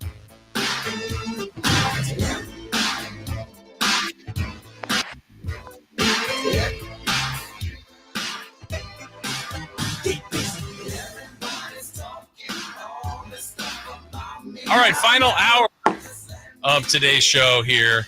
Jason Ross with you. Carmichael Dave on vacation. He's back with us next week. But as promised, you see him now on your screen. The voice of the Kings, one of the voices of the NBA as well. Mark Jones, who was on the call last night and has been bouncing all around Las Vegas and Summer League. Interview Jason Ross here. Mark, good morning. How are you? Good, man. Good. Just finished my morning workout and man, it's hot out here. Didn't I just see you? Here in Las Vegas? I was there. Made it back. Bounce? You just I left on Sunday. Okay. Yeah, got out Sunday. Watched a couple games and got back. But what was the workout today? What were you doing? A little core and then just a little 2-mile run. Just a circuit around the hotel, the Virgin Hotel here. Got to get it before it gets really hot. You know what I mean? It's just you ran outside? Yeah, I can't do treadmills for too long, man, because they're brutal on my knees, and I just hate stale gym air. I like being outside when I get a chance. Yeah, makes sense. Even though it's 103 in the shade. I know already. Well, the Kings have been hot, Mark. I know you've watched them and you called the game last night, but I've been saying about Summer League, you go there to evaluate the young guys to see what you potentially have. And, oh, by the way, along the way, maybe you get some wins and you can play for a championship. The Kings are kind of checking all those boxes right now. Yeah, huge. I love the overall style of play. I mean, I forget what the total amount of turnovers was by the end of the night against Phoenix, but they flipped them a million times, it felt like especially in the second half, just the defensive pressure, the 94 feet pickups. The half-court defense was solid, contesting shots.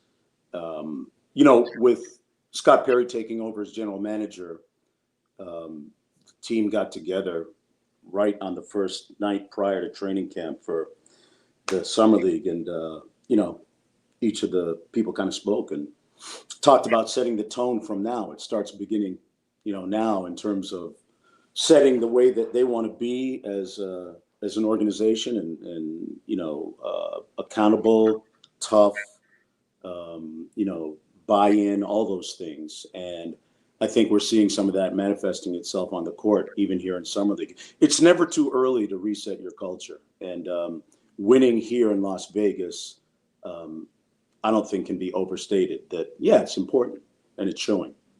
What's interesting is I was saying this earlier, generally, and you've done this a long time, as have I, but it's like your veterans can kind of be the culture starters. They're going to teach the young guys the way of the league and the ropes and the grind of the NBA. But I'm hoping there's a little bit of a flip of that too, Mark, where these young guys come in with a different energy, a different vibe, playing this 94 feet of defense. And, that's not something that DeRozan and Levine and maybe Monk have been known for. So, I'm anxious to see how these guys are fused together with the knowledge and talent of the core veterans with these young guys. Yeah, the blend is going to be very interesting to see how it kind of unfolds on the court. And,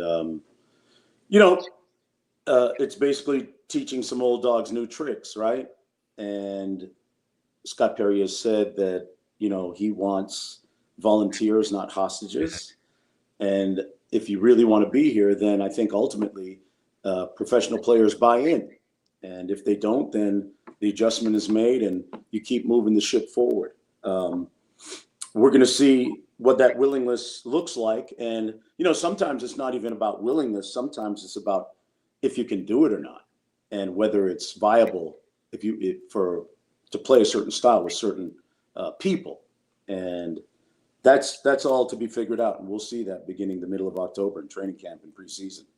Yeah, talk with Mark Jones, the voice of the Kings TV voice. Also, you see him all over the NBA, was on the call last night. Going to go over a couple of the individuals. And you were talking to me. I talked to you after the second game against the Bulls, and you were telling me a story that you ended up sharing as well on the air last night, which I'm glad Kings fans heard, but about Devin Carter and his dad. You had a flight with him coming across country, and the father-son bond, the former player and son, and the work those two guys are getting in. I'd love you to share a little bit more about what you think that has done for Devin and even for both of them.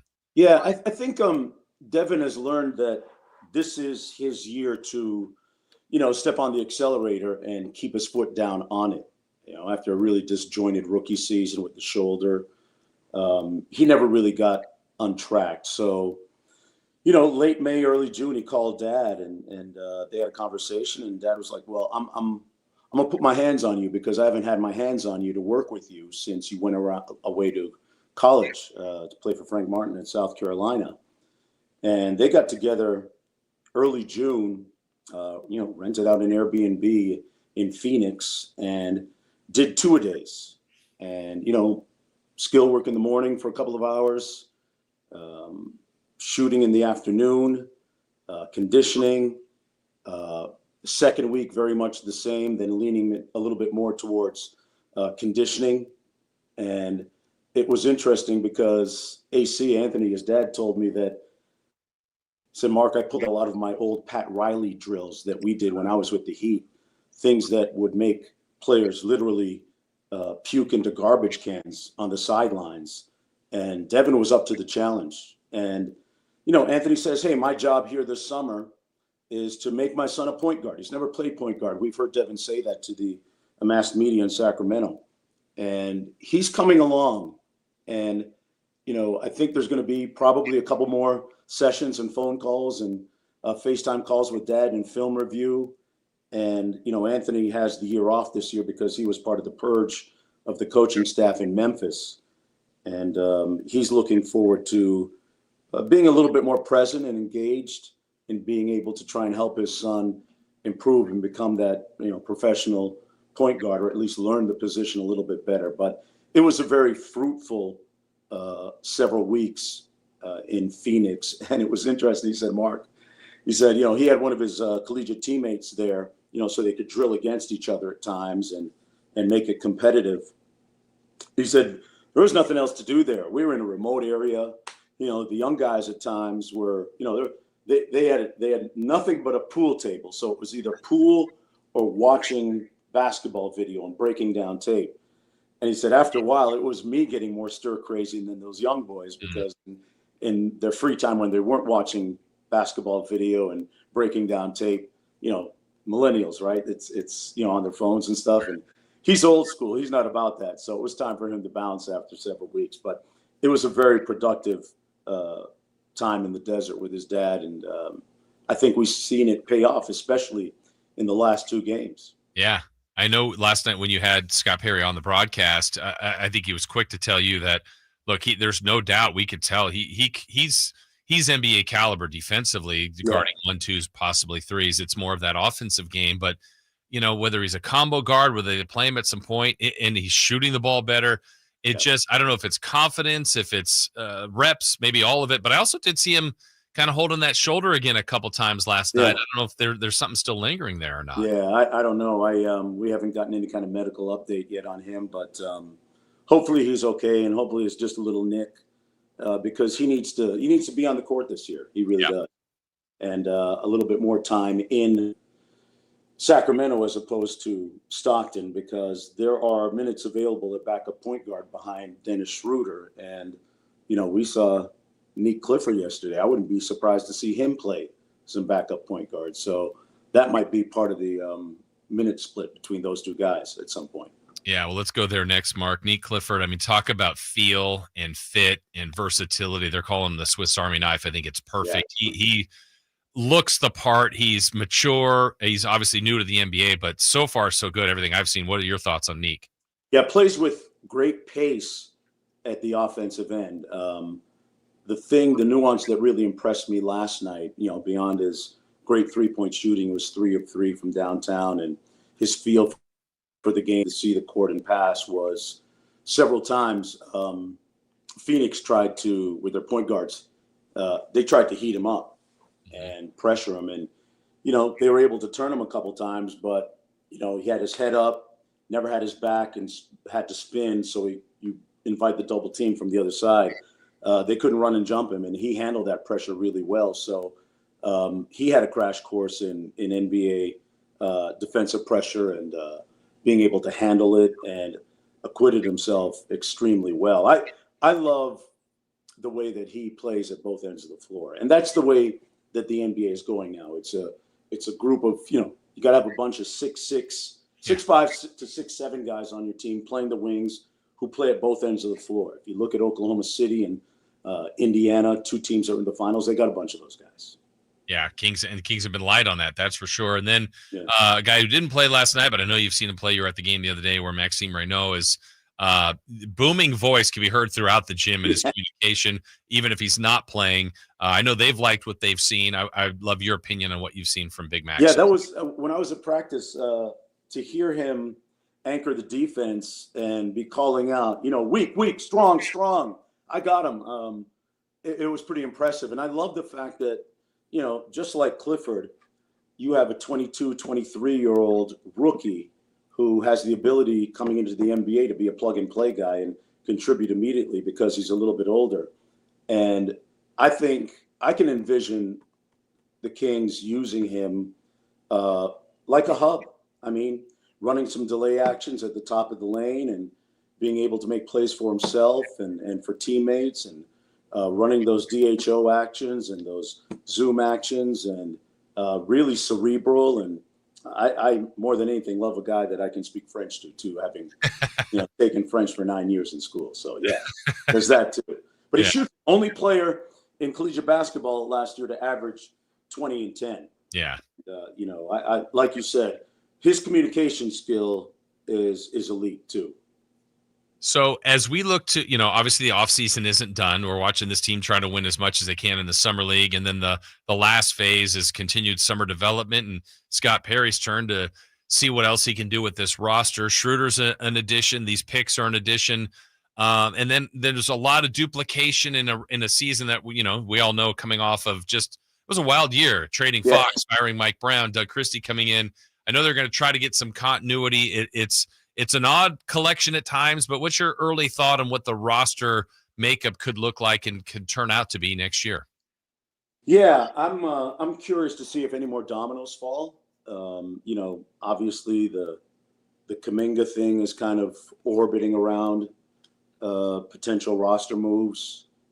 I'm not sure that the math works, the money works there, based on what Kuminga's camp is probably looking at their client getting.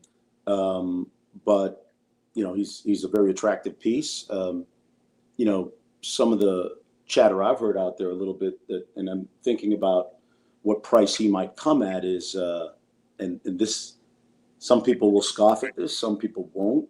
When you look at his talents, Ben Simmons is still out there too, and a 6'10" guy that is NBA All-Defensive Team, a great passer and facilitator. He'd be great in the type of style that the Kings might want to run this year. And he's not another mouth to feed. Yeah. More importantly, at the offensive end, but I would guess that we're going to see, probably, if I had to bet, the same roster that we're looking at right now, without any major tweaks before training camp. Yeah. I mean, I'm with you on that. And I think, I'd be curious on your years of experience too, Mark, on when you have two players that are as good as they are in Zach LaVine and DeMar DeRozan that have had a couple different turns at this. It's not like they've been a failure, but it hasn't bloomed and blossomed as much as maybe you would think with two guys of their kind of talent. Do you have any, opinions on maybe why in Chicago and why here in Sacramento, the times they've been together, that two guys that are as good as they can be, but it just doesn't always gel together? Yeah, I would say there's a lot of truth to that, Jason. I would also say that their grade here in Sacramento is incomplete. That's fair. Because they haven't had a training camp together, gotten to know their teammates, and have pieces around them that they've gotten familiar with from day one. Doug took over on the fly last year. He's getting a training camp in. He's got veteran assistants around him, and they're going to get a chance to implement the way they want to play with DeMar and with Zach. And I think we can probably fully grade them on this year and see how it goes. But, the one thing about Zach and DeMar is that they're both very prideful people. I know them very well, especially, DeMar's very prideful, and nobody who's accomplished the number of All-Stars that those two guys have combined, I think it's 7 or 8 between them, wants to be the guy that gets pointed as it not working. Right. So, I think there'll be a tremendous amount of buy-in from those two guys, from what Doug asked from them this year. And I think it'll be a nice mix. I think the Kings are going to be very competitive in the Western Conference this year. I think Dennis Schroeder is a great piece for this team. I think, we may have lacked every locker room needs a guy with a loose wire. Dennis got a loose wire, and I mean that coming from a place of love. I love Dennis, and he's very competitive, but he's not afraid to jam guys up when they need to be jammed up. Yeah. And I think that's a variable that this team might have been wanting a little bit in past years. Yeah, for sure. I was curious too. I know you get to talk to a lot of different people. You're in the circles you're in, whether it's coaches, agents, players. You're talking a little bit earlier about Kuminga, and I know it's been a bad year to be a restricted free agent, the money and the apron and all that stuff. Are you finding, Mark, that in those circles, people are with the cap and all that? Is this good for the league? Are they happy about this? It feels like it's been a little bit more difficult to operate for some GMs this summer. Yeah, if you don't thread the needle on your projections, your financial projections, and your roster projections moving forward, you get stuck. You can get stuck in neutral. Like, getting stuck in neutral is pretty much the norm, unless you're, Sam Presti, who had things fall perfectly for them and their projections with their young roster and their experience and their payroll. But even with them now, Jason, the mortgage note is due, man. You saw the amount of money and checks they wrote, right? So, yeah, and then the other side of the coin is you can't be balling on a budget. You can't have champagne dreams and a, bologna sandwich budget. So that doesn't work. I think that in this environment, you're going to see a lot more roster building 1 through 7 or 8, as opposed to top heavy rosters of guys who are always commanding the max. I think that's the next evolution. I think you're going to have star players on their respective teams being asked more frequently to take less than the max, not 100% of it, maybe 90 or 85% of it, to make room for roster building. I think that might be the next trend. Unless you're one of those franchises that just says, hey, I'll write a blank, repeater tax, they call it, right? I'll just write it 3-1, whatever it is. Boom, here. Yeah. Not many of those. And I think to your example, I don't know this for a fact, Mark, but it felt like that as an example might be Memphis. Look, they like Ja, they like Jaren Jackson. They probably liked Bane, but I don't think they wanted to pay 3 guys that kind of money and then, hey, let's move one of them and sign the other 2. And that might be kind of the norm going forward. Yeah. You're going to have to, as a general manager, move forward, find guys who outperform their contracts early and then make a decision later, So that's kind of the way it is. I guess grudgefully I like it.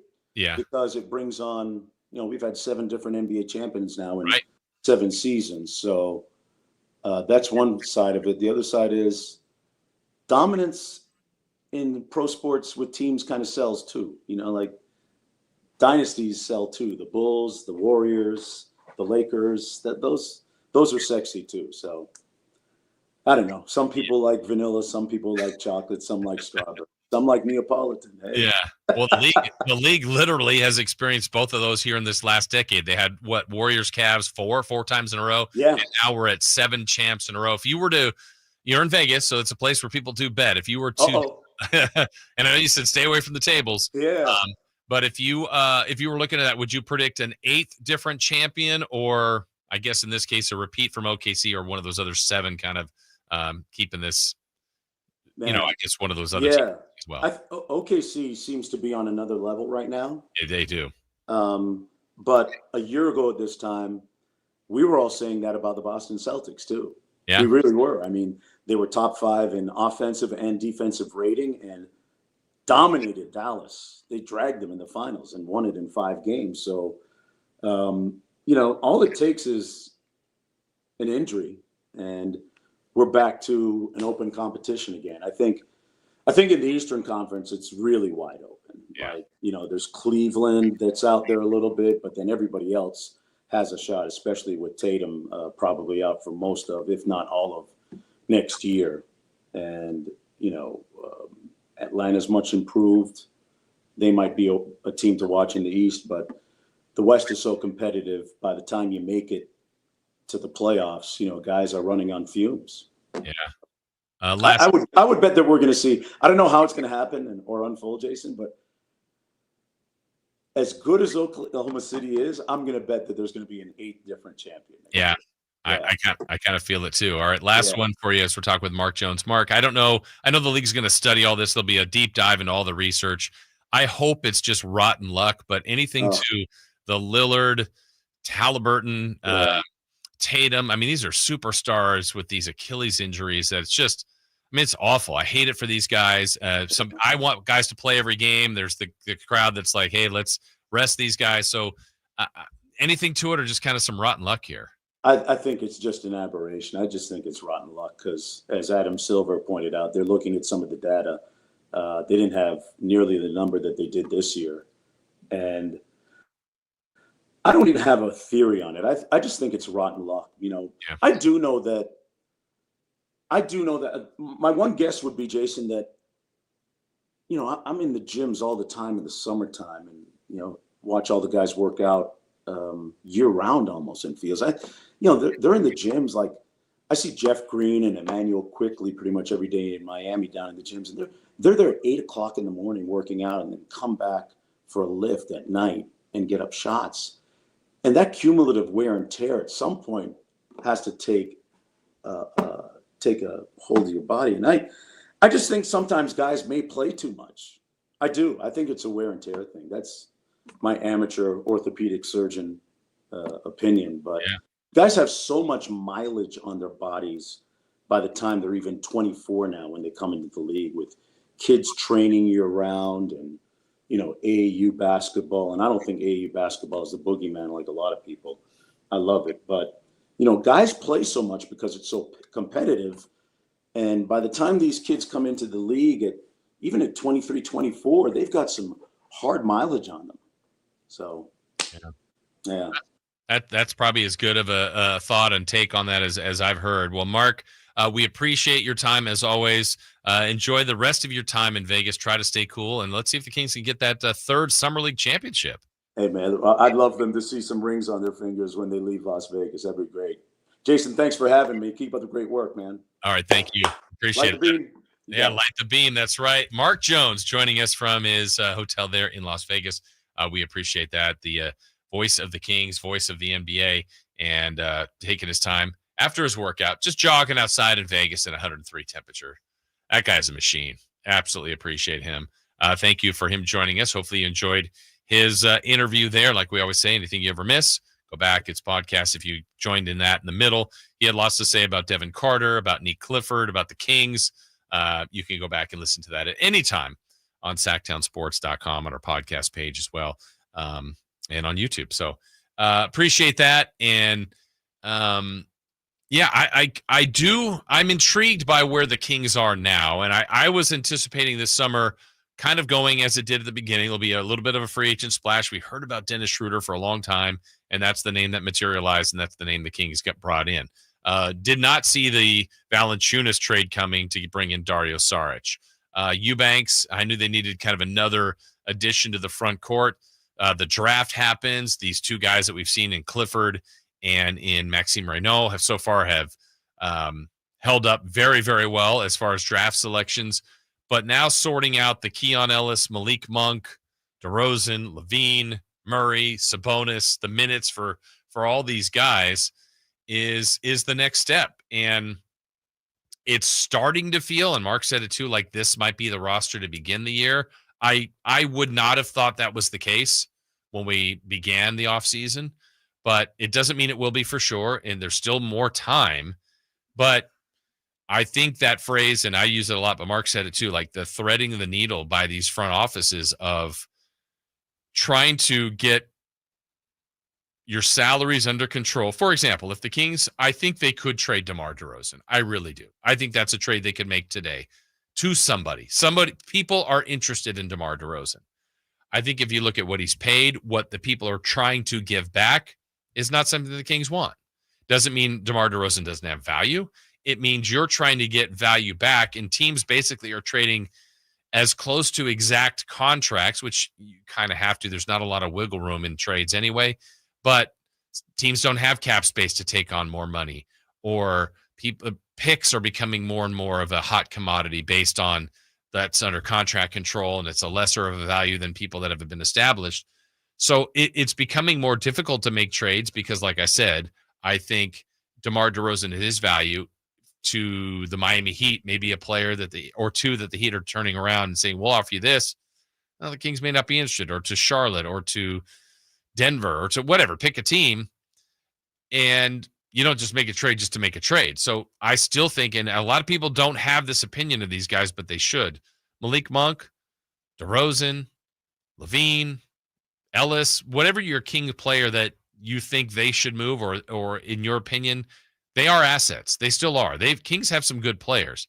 It's melding them, mixing them, combining them, finding the right recipe, those guys buying in, all of that this team needs to find if this is the roster to start the year. That'll be the job of Doug Christie, the current players, the new players joining in, and then the fact that they feel like they're going to be a little bit deeper, but they got to have a healthy competition for these minutes. I think that'll be all something that is productive for this group. All right. Thanks again to Mark Jones for joining us. Maxime Reno earlier in the show. When we come back, the final half hour still to come. Alan Stiles will be in studio in our last segment. We'll have crosstalk, see how his trip to Vegas was, and celebrity birthdays. But up next, What's on Deck, brought to you by Trex Decking and Railing. That is next. On the move? Got somewhere to be? Take Sacramento Kings basketball with you. The Sacktown Sports app will let you stay connected to your passion. Never miss a moment of Sacramento Kings basketball with the Sacktown Sports app. The San Francisco Giants are grown right here in Sacramento, California. Watch the future stars of Oracle Park take the field with the Sacramento River Cats right here at Sutter Health Park. From power hitters launching home runs to ace pitchers dominating the mound, don't miss your chance to experience the next generation of Giants baseball up close. It's exciting, affordable, family-friendly fun. Catch the Sacramento River Cats in action all season long. Get your baseball tickets today at rivercats.com. At Wells Fargo, we know what got you into your business, whether it's manufacturing, running a restaurant, or your business from home. What you didn't get into your business for was banking. But luckily, Wells Fargo offers business checking, payments, and lending all in one place, in your neighborhood and on our app, so you can focus on doing what you love. Wells Fargo, you're good at business, we're good at business banking. Learn more at wellsfargo.com/business. Terms apply. Wells Fargo Bank, N.A. member FDIC. I'm Ed Evans, CEO of Consumer Cellular. No, we're not one of the big guys. Truth is, we don't want to be. If you're over 50, Big Wireless probably has you paying for more data than you might need. You could be throwing away thousands over a lifetime. We're not here to be the biggest. We're here to bring you something we believe is better. Our plans start at just $20. You'll get the same fast nationwide coverage without the big wireless bill. Call 1-888-FREEDOM or visit consumercellular.com/facts. Plans include $5 credit for auto pay and e-billing. See site for additional facts. When you're hiring, have you ever felt like you're missing out on meeting great candidates? Well, they're not hard to find when you go to ZipRecruiter. ZipRecruiter helps 10 million people with their job search every day. People who are actively looking for jobs like yours. So it's easy to find the right person fast. 4 out of 5 employers who post on ZipRecruiter get a quality candidate within the first day. Try ZipRecruiter for free at ZipRecruiter.com/free. That's ZipRecruiter.com/free. Hi, Zoe Saldana. Welcome to T-Mobile. Here's your new iPhone 16 Pro on us. Thanks. And here's my old phone to trade in. You don't need a trade-in. When you switch to T-Mobile, we'll give you a new iPhone 16 Pro. Plus, we'll help you pay off your old phone up to $800, and you still get to keep it. There's always a trade-in. Not right now at T-Mobile. I feel like I have to give you something in return for karma. That's okay. I don't really have much in my purse. Oh, let's see. Hand sanitizer. It's lavender. I'm good. Seriously. Let me check this pocket. Oh, mints? Really, I'm fine. Oh, I have raisins. I'm a mom. Wait 1 sec. I've got cupcakes in the car. It's our best iPhone offer ever. Switch to T-Mobile. Get a new iPhone 16 Pro with Apple Intelligence on us. No trade-in needed. We'll even pay off your phone up to $800.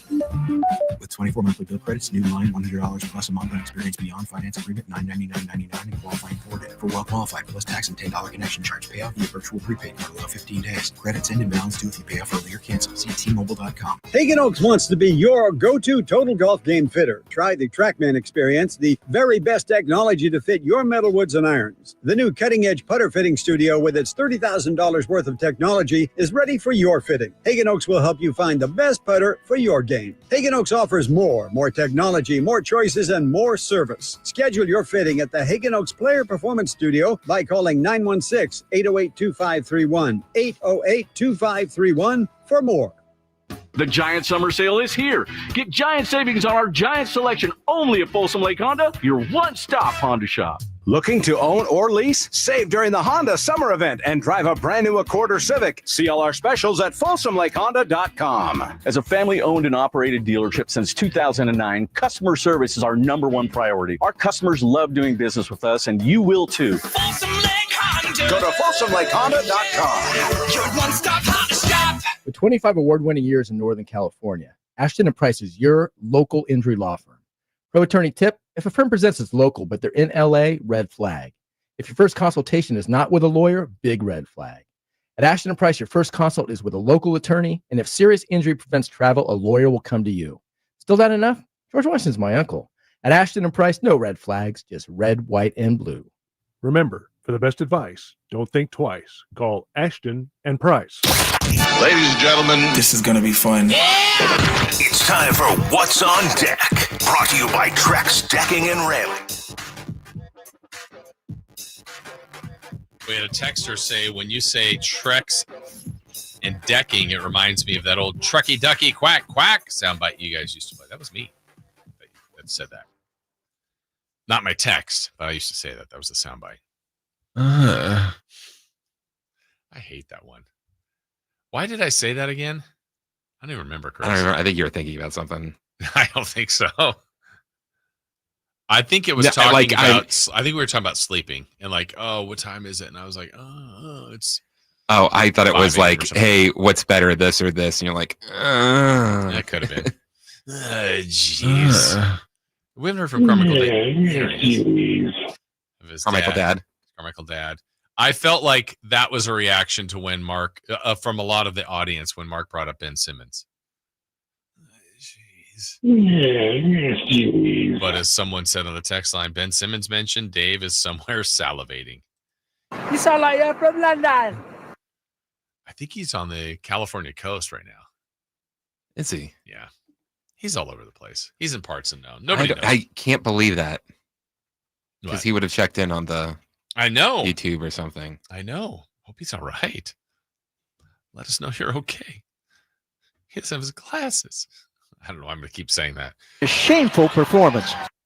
Bump your booty out there, brother. It was great to see the G-Man, as always, in Las Vegas and others. Bump your booty out there, brother. What's on deck? Brought to you by our friends at Trex Decking and Railing. Well, there's more Summer League action tonight in Las Vegas. I played this game yesterday with Anthony. I'm going to play this with you today, Chris. You ready? I'm guessing Anthony is going to do better at it than me. No, this is just an opinion game. It wasn't a factual game. All right, so we have 1, 2, 3 potential NBA Finals previews in the Summer League tonight. Which one is most likely to be an NBA Finals preview for next year? You ready? Okay. Timberwolves, Pistons, Thunder, Magic, or Raptors, Nuggets. You have one team that won the title that's playing the Magic, who are a playoff team. Timberwolves, Pistons, 2 playoff teams. Raptors, Nuggets. Raptors were not a playoff team. I would say Thunder, Magic. Okay. Now let's go to the next Summer League games batch. 1, 2. We have 2 that have potential to be Eastern Conference Finals previews. Which one is more likely? The Sixers, Wizards, or the Nets, Knicks? Nets, Knicks. All right. And then our last one, we have 2 potential Western Conference Final previews today in Summer League action. Which is most likely? Blazers, Pelicans, Warriors, Grizzlies. Warriors, Grizzlies. I think you're right. I would agree. I would agree with those. I would agree with those. Those of you that are betting on Summer League, I ask you why, but the highest point spread of all is actually Toronto, who's 2-0, is favored by 8.5 over Denver. 1-800-GAMBLER. 1-800-GAMBLER. Also today, what's on deck? Well, you get the Major League Baseball All-Star Game tonight. That'll be played in Atlanta. First pitch, I believe, is at 5 o'clock. Tarek Skubal versus Paul Skeens. Skeens is starting the All-Star Game with a record, which, again, win-loss for pitchers is kind of a dead stat, but he's 4-8. But his ERA is 2.01. Tarek Skubal's 10-3 with a 2.23 ERA. But that'll be fun. Matt Cain-like numbers. It is. And even our guy Logan Webb. The other thing that's going on as far as what's on deck is there are more conference media days for college football because we're getting closer. We're about 5 to 6 weeks, maybe 6 weeks away from the start of college football as far as games go. And let's hear from the commissioner of the SEC, Greg Sankey. He is the SEC commissioner, and he talks about their conference and how dominant their conference is, and really other conferences wouldn't even want to swap schedules with them. I don't believe there's anyone looking to swap their conference schedule and its opponents with the opponents played by Southeastern Conference teams in our conference schedule, be it 8 or 9. Yeah, the SEC has just it's loaded, but so is the Big Ten. Here's one more comment from Sankey on the playoffs. We had a different view coming out of Destin around the notion of allocations, if you will. And I think you'll probably hear that again from our coaches. The Big Ten has a different view. That's fine. We have a 12-team playoff, 5 conference champions. That could stay if we can't agree. I think there's this notion that there has to be some magic moment and something has to happen with expansion and it has to be forced. I'm for a little bit larger of a college football playoff, but I'm glad we got to what we got to. I didn't think it was perfect this last year. I think the seeding was an issue, but it's still great theater. It's still awesome. College football, to me, is a lot of fun, but we're back to the business of it. I don't know that I'm going to say this as a little bit of a compliment, but it's kind of tongue in cheek. Chris, we talk a lot about college and like the pretending of being, oh, it's not a business, it's student athletes, blah, blah, blah. I think now college football is finally, as enough of the decision makers and the conference leaders and that they're now saying, I'm not hearing, well, it's our student athletes. And like they've kind of hidden from that, which is good because look, you still want to do stuff for them and it's still getting their education is important and all that. But this is a money-making venture. I mean, that's all it's become. And it's a huge business. And I have no issue with the players getting some of that, but it's kind of absurd how much this is a business now. A lot of money coming to these nonprofits. Exactly. To these universities, the coaches, they're all doing just fine. So I know the Big Sky Media Days for the last one for Sac State is the Big Sky member. UC Davis is still there. That one's coming up, I believe, next week. And as someone that calls Hornets games, I'm really, really looking forward to seeing what they look like this year. It's kind of under Coach Marion, a fresh start, a new beginning, a ton of new players. The recruiting has been amazing. And now you want to see what it looks like when the games count. And the games count for them at the end of August, the weekend before Labor Day. So not that far away as we're now in the middle of July. Football's coming up really very, very soon. All right, coming up for us, final segment. We'll welcome back Alan Stiles, see how his trip to Vegas was. Had a chance to see him out there a little bit, but Alan's he's a mover and a shaker. He's out amongst the people. We'll find out about his trip. We'll see what's coming up on his show. And we got celebrity birthdays, all brought to you by Crumble Cookies. Final segment next. You never know what you might hear when listening to a Sacramento Kings game. Out of Keegan, going for another triple. Man, is he feeling it. Keegan, can he do it? Yes, there's number 11, Keegan Murray. Keegan steps back. He just knocked down his 12th three-pointer, a Kings franchise record. He's got 45 points. Never miss a moment of Sacramento Kings basketball with Sacktown Sports and the Sacktown Sports app. Hey, it's Carmichael Dave. I got to tell you, I am so excited to get this decking project started with Trex Decking and Railings. From the first time I stepped foot in the showroom last week, I was so impressed. So many color options, heat-resistant composite deck. What does that mean? That means I don't have to do any maintenance on it whatsoever. They even have a deck designer, so you can go online and see what your dream deck will look like on your house. Just visit Trex, that's Trex.com to get it started. Tell them Carmichael Dave sent you. Come check out Capital Casino, Sacramento's #1 poker room with the most variety of table games in the region in a safe and friendly environment. Plenty of well-lit parking available, conveniently located in downtown Sacramento. And remember, Capital Casino has the best food, the best service, and the best action. 411 North 16th Street in downtown Sacramento. For more information, log on to capital-casino.com and please gamble responsibly. 1-800-GAMBLER. More fiber and laxatives, eh? Who are you? I'm future you. Future me? Constipation with belly pain still coming back? Our doctor figured it out. It's irritable bowel syndrome with constipation, or IBS-C, and Linzess could help you get ahead of it. Linzess linaclotide is a prescription medicine that treats IBS-C in adults. It's not a laxative. It's a once-daily pill that helps you get ahead of your symptoms. It's proven to help you have more frequent and complete bowel movements and helps relieve overall abdominal symptoms, belly pain, discomfort, and bloating. These symptoms were studied in combination, not individually. Do not give Linzess to children less than 2. It may harm them. Do not take Linzess if you have a bowel blockage. Get immediate help if you develop unusual or severe stomach pain, especially with bloody or black stools. The most common side effect is diarrhea, sometimes severe. If it's severe, stop taking Linzess and call your doctor right away. Other side effects include gas, stomach area pain, and swelling. Talk to your doctor and say yes to Linzess. Learn more at linzess.com or call 1-800-LINZESS. Get ready for a night out with Jordan Davis. It's Country in the Park 2, Saturday, September 13th at Cal Expo. Along with the special guests, Mitchell Tenpenny,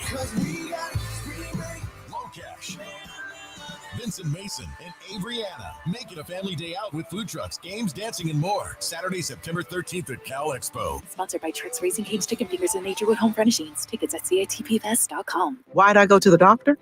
My heart would race just taking my son to practice. It didn't feel right. So I got checked out. Turns out I have atrial fibrillation, which increases the risk of stroke about 5 times. Symptoms like irregular heartbeat, heart racing, chest pain, shortness of breath, fatigue, or lightheadedness can come and go. But if it's AFib, the risk of stroke remains. If you have symptoms, contact a doctor. I'm so glad I did. Visit notimetowait.com. Sponsored by Bristol Myers Squibb and Pfizer. Progressive's Auto Quote Explorer lets you easily compare direct rates from different insurance companies, so you can be confident you're getting the right one, even if it's not with Progressive. Way more confident than you were when you tried online gaming. Who knew 12-year-old boys could be so mean? And where did they learn to swear like that? 2 hours of losing to these underage trash talkers, and you're starting to question if maybe you really should stick to pickleball and other boomer stuff. So use Progressive's Auto Quote Explorer and be confident you're getting insurance that's right for you. Progressive Casualty Insurance Company and affiliates. Not available in all states or situations. Prices vary based on how you buy. It's time for the news of the day. The latest headlines, the biggest stories, hard-hitting analysis. Yeah, this is none of those things. And now, here's Carmichael Dave and Jason Ross.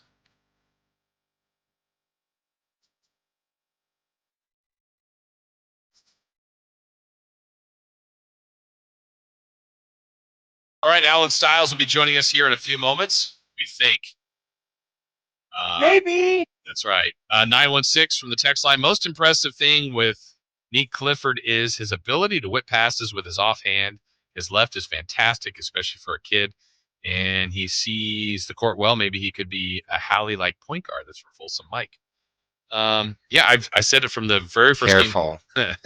Very first game I saw him play. He's got really good instincts with the ball. On the floor, and that to me is honestly a Halliburton tribute. I mean, Halliburton, I never thought of as a great defender, but it's like he would read the play a little bit ahead of the other players. Like it might be a jump pass, and it's like there's only one spot the ball could go, and he would jump in that passing lane and steal it. So, yeah, I like what I see a lot from Nique Clifford and Maxime Reno. I think his ability to finish with both hands. I mean, he's very comfortable on the block. He's comfortable shooting the three and spacing the floor. I had said this yesterday. I don't think his rebounding numbers have been as high as I expected, but partly because Carter and Clifford are such good rebounders. And Isaac Jones is out there. And look, if he's going to play some with Sabonis, who's been the league leader in rebounding the last couple of years, just got to get the rebounds you're supposed to get a few others. Those guards, though, get traffic rebounds. Like those guys have been impressive with their boards. Someone is asking us, Chris, for a rewind thought. Now that Valanciunas is gone, I will miss the "We Have the Meats" RB soundbite. Yeah. I never know. Well, here's the thing is that we will be missing some things, but there'll be new things. And like, oh, I like that one. Yeah. People get familiar with that and comfortable, and they get locked in. See, I think Alan thinks we might be We did go to break. The last segment, but we're in his segment. That's what I said. I saw him go in there. Yeah, we're in your segment, Alan. Oh. Yeah. Yeah. Chris, it was the over by far. Yeah. Yeah. I gave him too much credit. Yeah. We'd set an over-under on whether or not you'd be in here with headphones on, and I think we gave 2.5 minutes. We're on the way over. We're still in Vegas. You're still in Vegas. Man, I'm all out of cash. Chris is all out of cash. I've got all of the cash. No, I was trying to take Vegas down one by one. Didn't quite do it. Next time we'll do it. Yeah, well, one at a time. It was a productive trip for me. Yeah, see if it was productive for you, Alan. Alan, welcome back. Good scrambling yesterday. Actually, not that much over. 3 minutes. Okay. Yeah. Is Alan on? Chris? It's the wrong mic. No, there we go. Yeah. Yesterday, you were going to be, I know where Draper was, but then you moved to the front. How was that? Well, yeah. So what happened was they had a seminar or something. Well, first of all, I wasn't supposed to, I got in early. Yeah. Okay. How I got in early is not important, but I got in early. It's now we get to I'm quiet as a mouse in there because I'm in there, and 9:40 comes around. I'm back where Draper was. Some guy says, "Hey man, you got to go." They're doing some stats class or whatever. Oh, I know that class. But they were only doing it in the morning. So Draper had no idea, or he set me up, but Draper had no idea because by the afternoon it is open. Empty, So at this point, it's 9:40. I have to just go to the front, and I don't have time to run around, and I'm just looking in the corner. I'm like, all right, are they gonna hear me or whatever?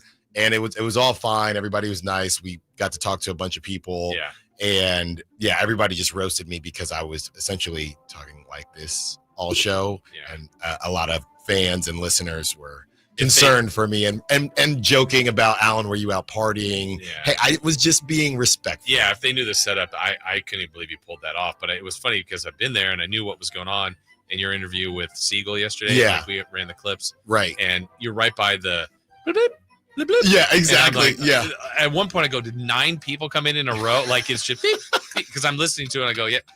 And I know what that noise is. And Right. I'm like, what is that noise? But it's like a credential validation. Somebody thought, we were in a casino. Yeah, it kind of did sound like that, but I knew what that beep was. But Yeah, and a lot of people, just kind of, I think it was fortune favors the bold, but a lot of people were kind of just coming up to us and saying, hey, you're with Sacramento. The guy from Las Vegas, the Review Journal, he came up and we exchanged information. He wanted to chat. Another guy from DC, so got a Commanders guy now, got a Wizards guy now. So yeah, it was a lot of fun, great experience. I know it was, I don't know, but apparently it was quieter than it had been in years past as far as rumors. But we got some things to talk about. And I'm glad you went when you did, because I think you were talking about going like yesterday and forward. It starts to thin out after that weekend. Yeah, it was already. I mean, it was pretty thin when we went to the games on Sunday. I pulled up and I was talking to some agents and people like that, and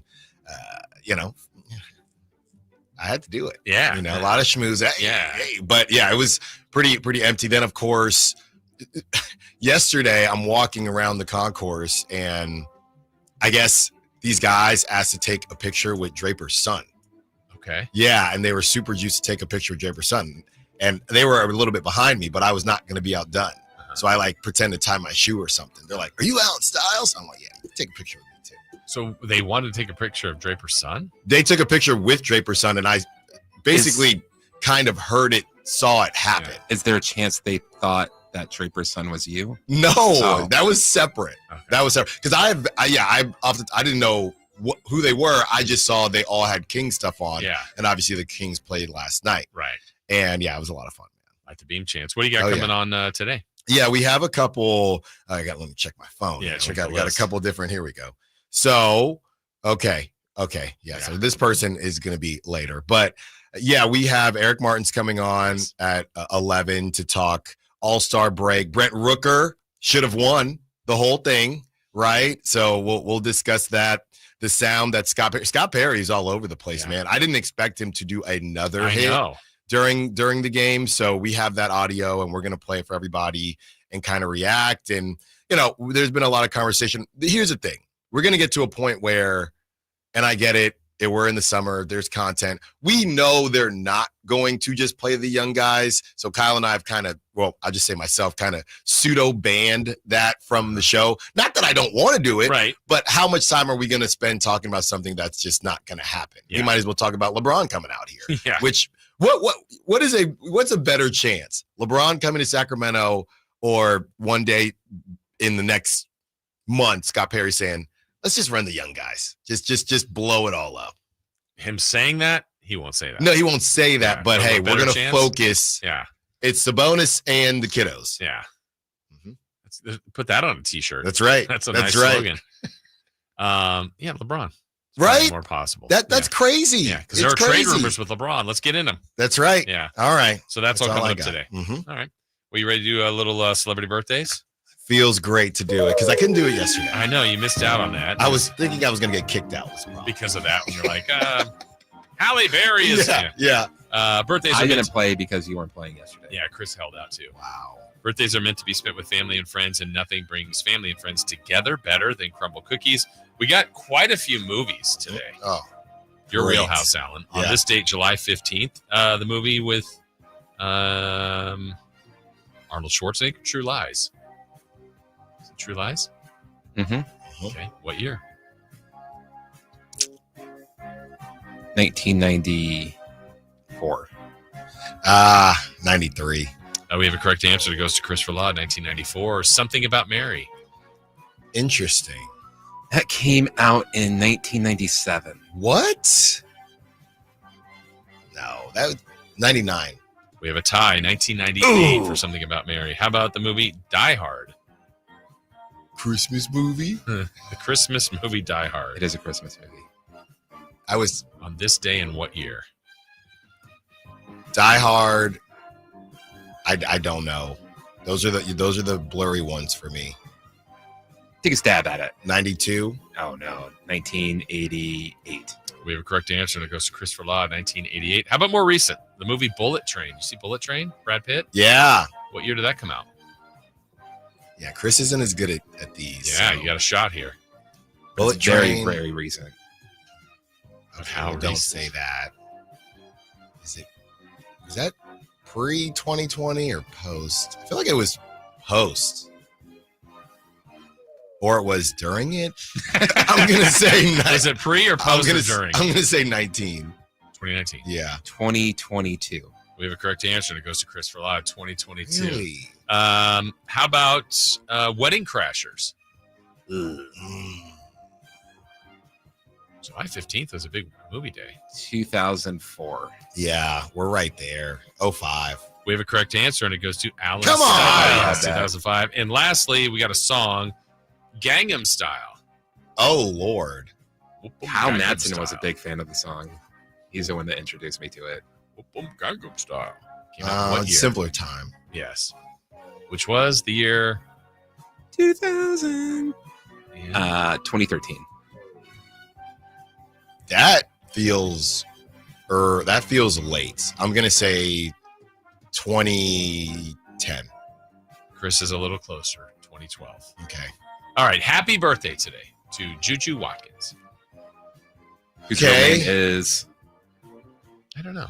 Get well soon. Is it like? Doesn't he have like a John? No, Smith? it's she, Juju Watkins from. You're thinking of Juju Smith-Schuster. Yeah, that's what I'm thinking of. Should have let him. Juju, yeah, just doing the math. I mean, is she 20 yet? Yeah, I feel like she has to be 20. 21. We have a correct answer. Goes to Alan Styles. 20. Happy birthday to Damian Lillard. Oh, we just looked this up. You better get it right. Wow. It's two. It's one of two. It's 36. He's 37. Alan's closer. He's 35. Oh, really? Yeah. Happy birthday to Forrest Whitaker. Actor Forrest Whitaker. What sport? Fast Times at Richmond High. I had one, but it was a depressing movie, so I'll save it. Good movie though. Hotel Rwanda. But you'll save it. Yeah. Forrest What Whitaker. did you say? He Chris? didn't. I didn't say anything.